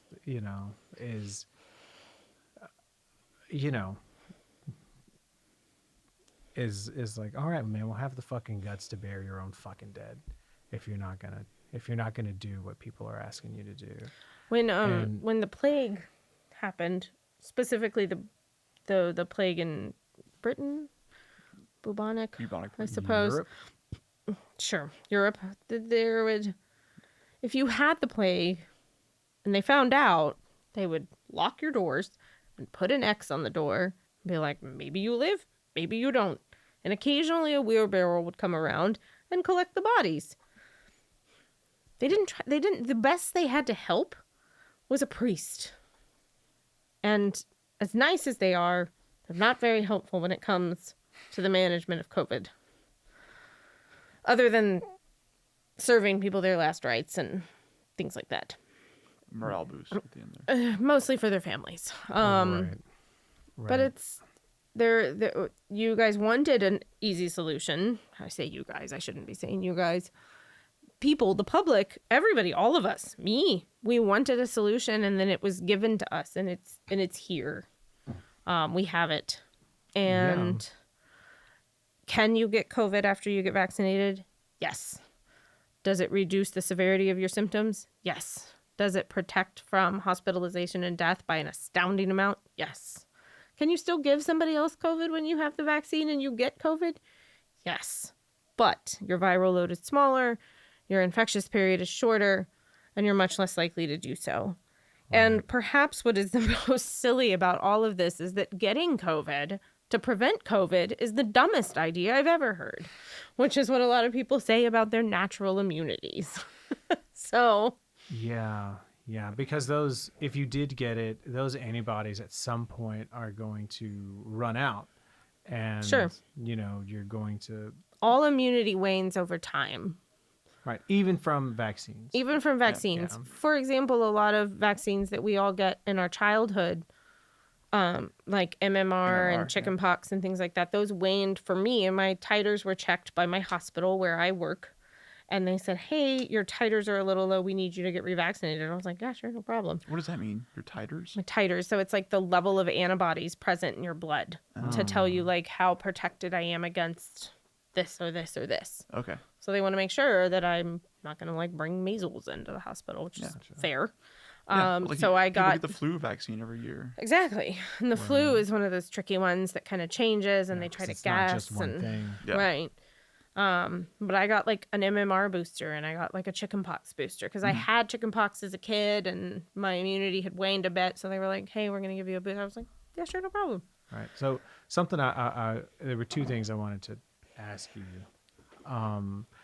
But one of them sort of specifically, just sort of my own benefit, is how do the mRNA vaccines work? The simplest, yes, like layperson. Simple. So, mRNA is a messenger molecule. That's what the M stands for. Messenger, yes. Yeah. And RNA is ribosomal nucleic acid. It's not DNA that you think of when you think about what makes you you. But the mRNA is delivered into your body through a carrier molecule. In the case of, I think, both Pfizer and Moderna, it's a lipid molecule. There's not a lot of ingredients in the vaccine. The list is pretty short. And your body picks that up, and it looks at it like a blueprint for a house. And it says, okay, I'll go ahead and make this. Don't know what this is, but this guy told me to make it. So they make it, and it's the spike protein antigen. It's the spike protein outside of COVID. And then your body sees that spike protein and is like, who the fuck is that? Like, that's an invader. So they start making antibodies and an immune response to that spike protein to be able to latch onto it and neutralize it. Yeah. And then you wait a few weeks. Your immune system's like, oh, phew, that was close. Thank goodness. We got some guys to look out for that thing. So at this point, they have like a wanted poster on the wall. Yes, they have. That's exactly it. That's a really good way to describe it. So they know. They've seen it. Right. They don't totally know what it does yet. They've seen it, and then you get the second dose, and your body's like, "Oh, it's that fucking guy again," and they're like, "Make some antibodies," and they make it, and you feel like shit. Some of us, you get a fever, you feel achy. My knees hurt. It was very strange. Yeah, that's how I was explained the different responses to your first dose or your second dose. Is that your first time around, shit's happening on the fly. Yeah. Your immune system doesn't know how to react, and it just kind of does what it can. Right. Second time around, it knows what to look for. And it's like, oh shit, that dude, bring out the fucking big guns. Yeah. Let's do this. And then it gets all these soldiers, and it's like, oh wait, there's only like 4 of you. Okay, we'll stand down. Yeah. but we're ready. Right. So then now you get exposed to COVID, and it's like, oh, absolutely not. Yeah, Not on our watch. It's training. It's in training a your sense. body to create an immunity that is stronger and more robust than a natural immunity to the virus, because you also get very sick when you have the actual virus of COVID. And so what is a lipid? Oh, it's a fat. Thank you. Sorry. So it's not a just- toxin or a microchip. No, it's just It's not 5G. it's just a blob of. I think it's a gluten. Like anything that's bad for you is a gluten, right? Like a calorie is a gluten. Is butter a carb? Um, No? Mean Girls ladies out there? Oh, man. I haven't seen that in a while. On an all carb diet, Karen. um, Lipid is a fat molecule. It's Right. just a vessel. so this is You need something because you can't put nothing into a needle. You need a right. a vessel. Well, I mean, that's sort of That's similar. true with every single medicine ever. It's an inert ingredient. Well, and it's even similar to how the virus spreads, and it spreads through droplets. sure. It doesn't, like whenever people were like, But- "Oh, masks don't work." But I want to be because of very, blah. very, very, very clear. There's absolutely no active COVID virus in any of the COVID vaccines. Right. There's not even like virus pieces, except in the AstraZeneca, I think, has some like virus chunks. Because like In the, it. the way that some vaccines can work is they It's will take inert pieces of- extremely reduced versions of the virus. Correct. And so I don't know what the fuck I'm talking about. So if you have a vaccine that is using some of the virus itself, is that sort of bypassing that spike protein making process? Yes.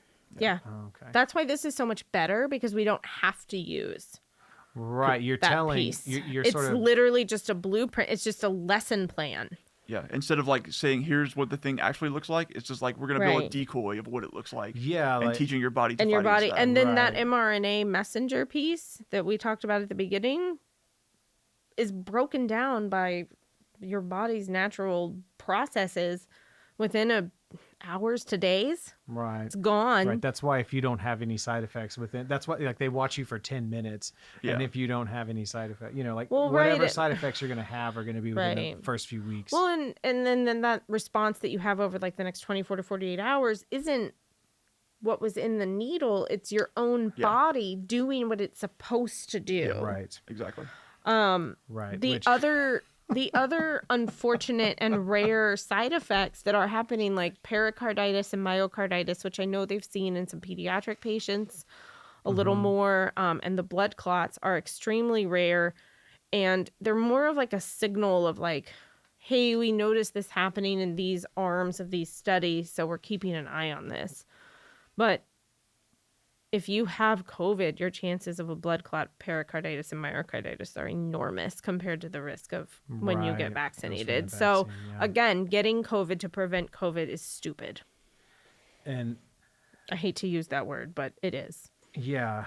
And so there was one other thing that I wanted to ask you about and get you to sort of riff on for a second, because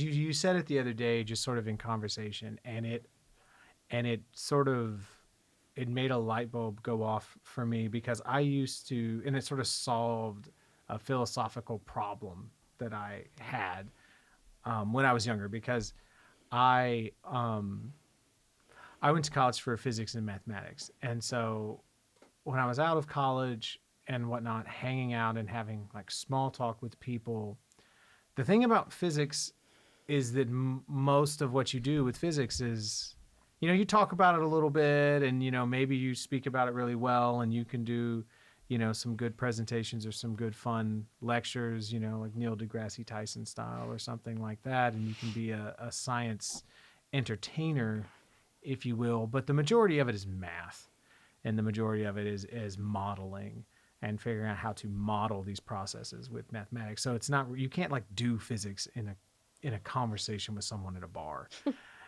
But nonetheless, people would want to talk to me about physics, and they would want to talk to me about why they think that they really understand quantum mechanics, and why they have a solution, and why well, maybe it's just really like this, and they want to talk about like, well, doesn't that mean that it's possible that a pink elephant could appear at any moment because everything's probable, and and Frantically scribbling this on a napkin on a bar somewhere. yeah, like they're all just sort of like they watched like Beautiful Mind and What the Bleep, and like they had a fever dream and watched both of those movies, and they're trying to reenact them with me, and I would get upset and I would get frustrated because what I wanted to happen, which this isn't the right perspective, is I basically wanted to be able to say like, look, I have a physics degree, so no one else in the room is able to talk about physics but me, which is of course stupid. But you said something the other day that sort of solved this problem, because when I tried to solve it philosophically years ago, what I came to was, okay, well, if you're an expert in something, then you should have better things to say, which is very subjective. It's hard to define that, right? But the other day you were talking about the culture of medicine and how things work when you're trying to take care of people, and I think the phrase that you used, please correct me, was there's no appeal to authority. Oh, yeah. Doesn't matter. Like, everybody in the hospital has a credential. Like, this is going to sound, well, okay. When I talked about it, I was actually talking about some of the Facebook groups I'm in, which are we consider them evidence-based groups.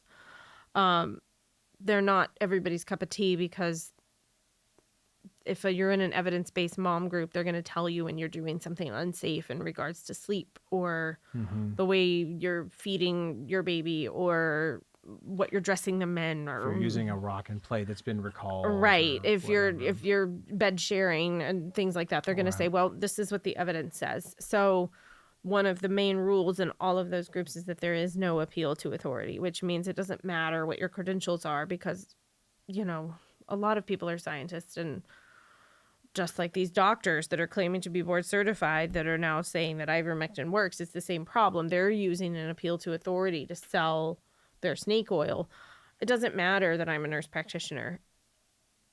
The most important thing about evidence-based medicine is that the burden of proof lies in the person making the claim.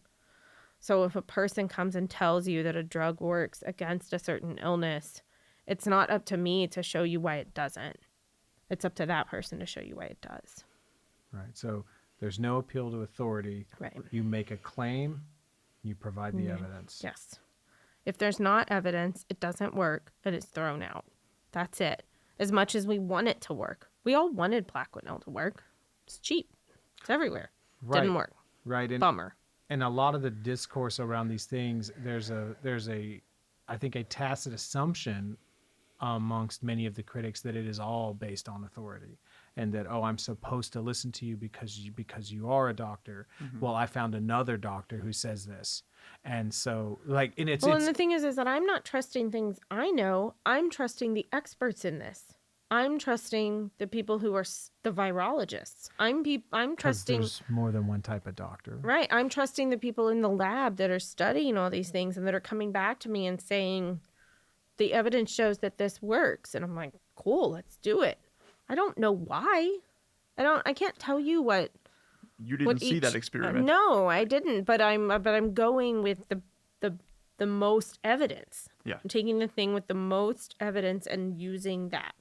So if ivermectin turns itself around and shows that it's really good at a preventative treatment, by all means, let's crank it out. But like you said, Merck is like, please stop. Right. Like, is that the company that makes it? I think that was the big one that spoke out and said, hey, please stop taking this. Yeah. The FDA did. Yeah. The FDA is like, don't. I mean, specifically, do not take ivermectin that is designed for animals. Yeah. It's not safe. And if you do, please have the number to poison control handy for your loved ones. Yeah.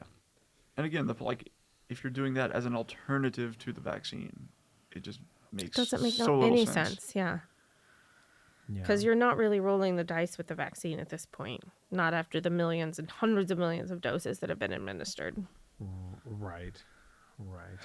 And so, but yeah, like that really because in the conversations I've had with you know, vaccine skeptical people, it's strange because they really do. It seems like they do have a lot. They value authority and they seem to value hierarchy quite a bit. They just don't. They want it to be sort of an inverted hierarchy. Like they like a lot of their arguments are based on an appeal to authority argument, but who they're choosing as an authority varies. Well, that's the thing is like you know? the group of doctors who are pushing ivermectin and the ones that push Plaquenil and the ones that all do this, these frontline doctors of America or whatever they Oh, are. right, That's the yeah. group name. Yeah, Right, they're like retired ophthalmologists and like that doctor in Houston who legitimately believes that your infertility or your miscarriage is caused by sex with a demon. Yeah. That's not the person who I want to seek medical care from. And if you do, great. But the truth is that if 10,000 doctors say one thing and one doctor says another thing, I'm going to go with the 10,000 doctors. Yeah, that is a whole fucking thing right there of whenever someone who's an expert in one thing gets really interested in something else. That's a whole fucking problem in and of itself. Well, and And- doctors and healthcare providers and all of us, we're not gods. We're not to be believed at every turn. Right. But when collectively, unanimously, all of us on the front lines are vaccinated and are telling you that this is the safe thing to do and this is the best thing you can to protect yourself, I'm too tired to talk to other people. Like, trust me, we're not in cahoots. Like, I don't have time to like. I think that's something that keeps coming up too. Though, is like there are so many frontline people who are still refusing to get vaccinated. Right, and pretty soon they're not going to have a job. It's very strange. As of today, from what I heard. Yeah. Mm-hmm. I mean, hospital systems like mine made the news when they decided to mandate the vaccine for their employees. So like 4 months ago or something. I don't even 4 remember. or 5 times real slippery these days. Yeah, and there was some lawsuits about it, but vaccine mandates have been around forever. It's how we all went to elementary school. Yep. Like it's not Yep. not new. Just like the mRNA is not new. I mean, Just because it's new to you right. doesn't If mean I haven't it's seen new. it, it's I new to me. don't know. There's not a lot of healthcare facilities that don't require a flu vaccine from their employees without, proof of an allergy. So it's just because the evidence is so overwhelming in favor of it that pretty soon the world is going to get very small if you don't want to get vaccinated. It is not coercion. It's not you absolutely must do this. It's just you won't get to do these things if you don't. Yeah, or I think what I saw today was that healthcare facilities can not get reimbursed Correct. through Medicaid, And Medicare. that's a big deal. And that seems like a really big deal in that case. Yeah. And then companies over 100 employees are mandated now. Yep. Government employees are mandated now. No option for testing, just Right. vaccine only. gotta that do sort of this, thing. yeah. So, yeah, very quickly. I think that's going to be Right. the norm. Things are going to get very small for people who dig their heels in. Yeah. Right. And it's not really about freedom. To me, it's more about consent.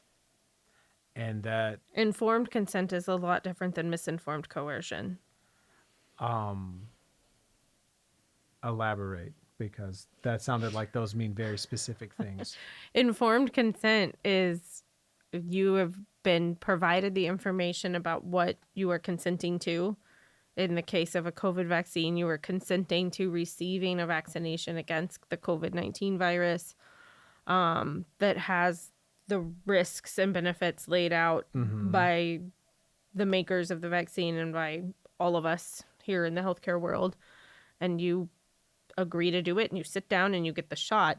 Misinformed coercion is someone dragging you in a room and blindfolding you and shooting stuff into your body that you are Okay. not aware of. Like, Okay. I mean, It's definitely not that. No. And when I was saying, like you absolutely have a choice not to get it, but you Right. don't have a choice to keep doing all the things you want to do at the expense of other people. and to me, that's where the sort of consent is that you don't. Yes, you have. Yes, of course, you have the freedom to not get it. you know, because I don't want to see things like, I don't want the cops to have this job. Oh, You know what I mean? I no. don't want to like, all right, well, we need cops to go give people vaccines. No, No, please, no. I don't want that. We just want people to believe doctors again. And so, yeah, okay, you don't want to get, that's fine, but you still don't have the freedom to put me at risk without my consent. Right. And that's really what it is for me. And so, you know, I don't really. I mean, not even just cops, like restaurant workers Mhm. are having to bear the brunt of that Teachers. responsibility right now. Yeah, Right. teachers. There's teachers dying in Texas and Florida. Yeah.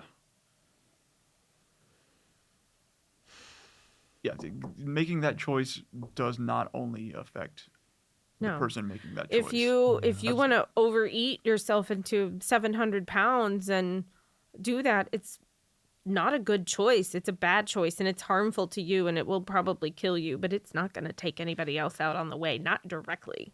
Right. Yeah, you'll cause some, you know, emotional Sure. stress to your family. Yeah, people are going to need therapy and all this other stuff. But like, But plenty of skinny people stress their families out too. you're not, Yeah.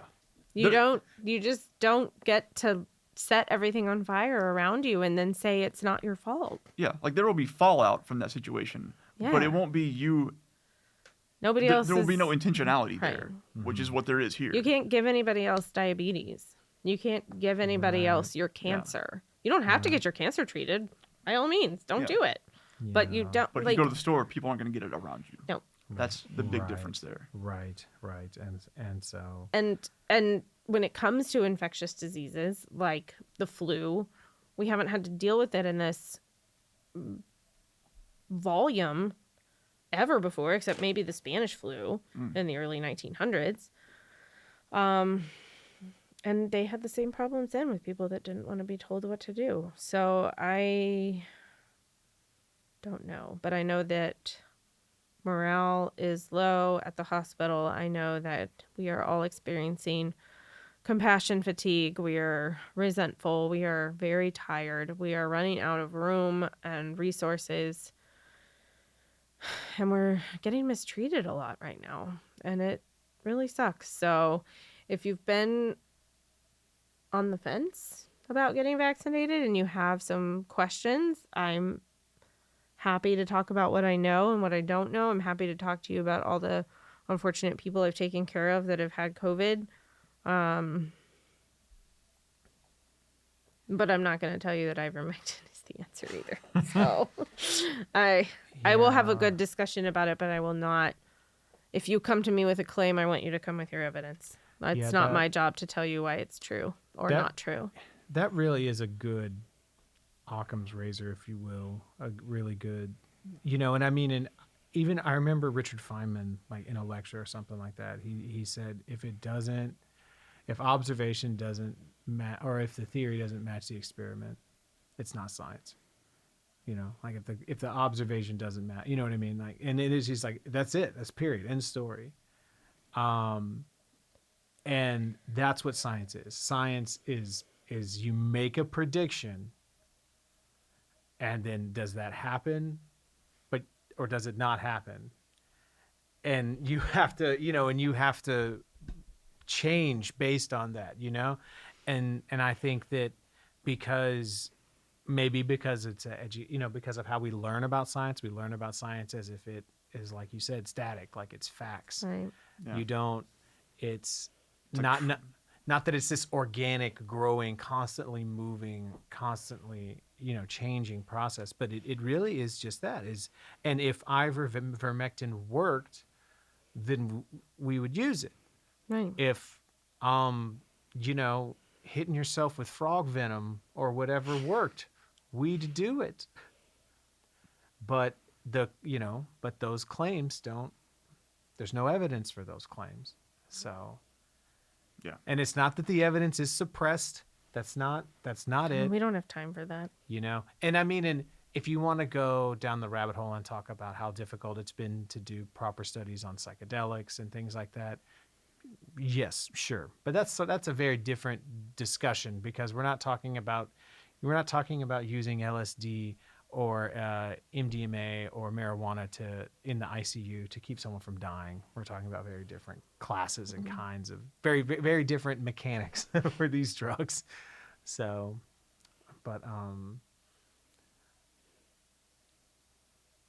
Oh, I had a relevant comic. I don't know if I wanted to talk about it right now, but okay, I don't up know to if you. You know what XKCD is, I do.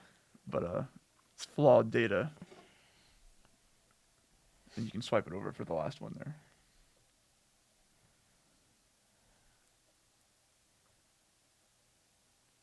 It's going to play really well on the audio podcast. Yeah. All right, here I'll read it. All right, yeah, there we go. Sorry. So you have like four little panels here. First panel, we realized all our data is flawed. And then good. The good outcome. The good outcome. So we're not sure about our conclusions. Makes sense. End of story. So if your data is flawed, you're like, oh shit. Yeah. Well, man, we can't really say anything conclusively. Yeah. The bad. So we did lots of math and then decided our data was actually fine. So that's some real shit, y'all. As a guy who's spent a lot of time like looking at data, like you could get real clever with some math. And then the very bad is, so we trained an AI to generate better data. So you're just falsifying data. Right. Yeah. Very creatively, but it's still falsifying data. I mean, the little postscript that they always have on there. This right here, The yellow part. the yellow part. All right. We trained it to produce data that look convincing, and we have to admit the results look convincing.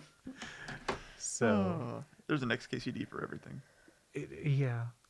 I feel like that's a pretty good stopping point. Is there anything else that you wanted to add? I don't think so. I mean, I could talk for ages about how devastating COVID is to people, but We can, I mean, I don't. maybe that is worth talking about briefly, is that, because I'm just sort of trying to think of the things that have become such givens. The thing that's the most devastating as a healthcare provider, and it's just because it is COVID, it could be something else, but as critical care providers, we like to help people, and we're really pretty good at bringing people back from the brink of death. We like doing it. As weird as that sounds. Someone's about to die and you keep them from dying. It's pretty fucking cool. Right now it feels like if I stay home, it won't make a difference. Or if I go to work. Because everything we're doing once you have severe COVID and once you're on a ventilator doesn't make much of a difference. Survival doesn't mean much, and it's just so devastating. It's so devastating to the human body. Right. And we'll learn more about it, of course, as time goes on, and we'll learn ways to treat it. And somebody's out there right now cooking up drugs to figure out how to treat this specifically. Yeah. Right. But we don't have that yet. So right now, the best we can offer you is prevention. And when that's rejected, we're still left with a full ICU of very sick patients, and we're not saving them. And they're much younger this time, and it's truly heartbreaking. And whenever people talk about surviving COVID sometimes looks okay, Sure. Especially out of the ICU setting. but Especially if you don't need the hospital. You might be okay. right. Might have some lasting COVID fog brain stuff, or a lingering cough, or shortness of breath, or fatigue. That's what I've heard. My Mm-hmm. dad's whole family got COVID multiple times since I think back in February of 2020, and then again January of this year. And they both had my dad especially had severe fog brain for months Yeah. afterwards, and then they had various taste issues and things like that. Yeah. But yeah, You've shown me some of the music your dad listens to. I think those issues have been there for some time. Golly. ooh, hope he's watching.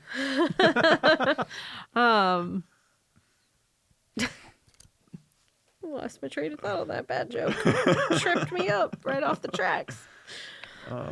Yeah, all the different side effects. Survival looks. Yeah, so out of the bad. ICU, survival looks like a permanent ventilator, a permanent feeding tube, very little interaction with your family members and loved ones, and most likely a long-term hospital situation for a very, very long time, if not until the end of your life. Yeah, we're not talking like you had a bad flu and you just had to have some soup and some Gatorade for a few weeks. And Or then you're back to even that, normal. or even that you were very sick in the hospital and then went back home to your house, And then things were walking and normal. talking. Yeah, like that's a majority of our patients. That is not what's happening. Um, we're so tired of this. So many husbands and wives together, so many sons and mothers and daughters, and it's ridiculous. I remember how shocking and how terrible that was at the beginning, and it's so sad to think that that's become normalized now. Totally.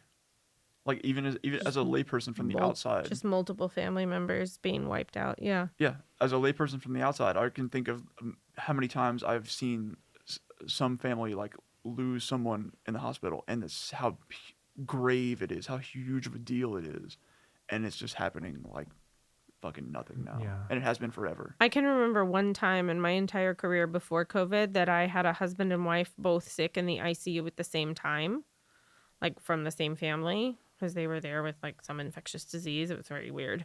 They were both very sick. One of them died, one of them didn't, and we had to like protect the one that survived and not tell them that the other one had not. It was this whole thing.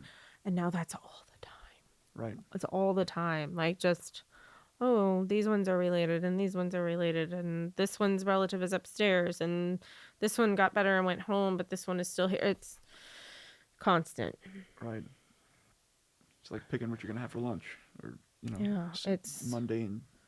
so. Right. I remember the first few times that you came home, and had a husband and a wife die within a few days, and how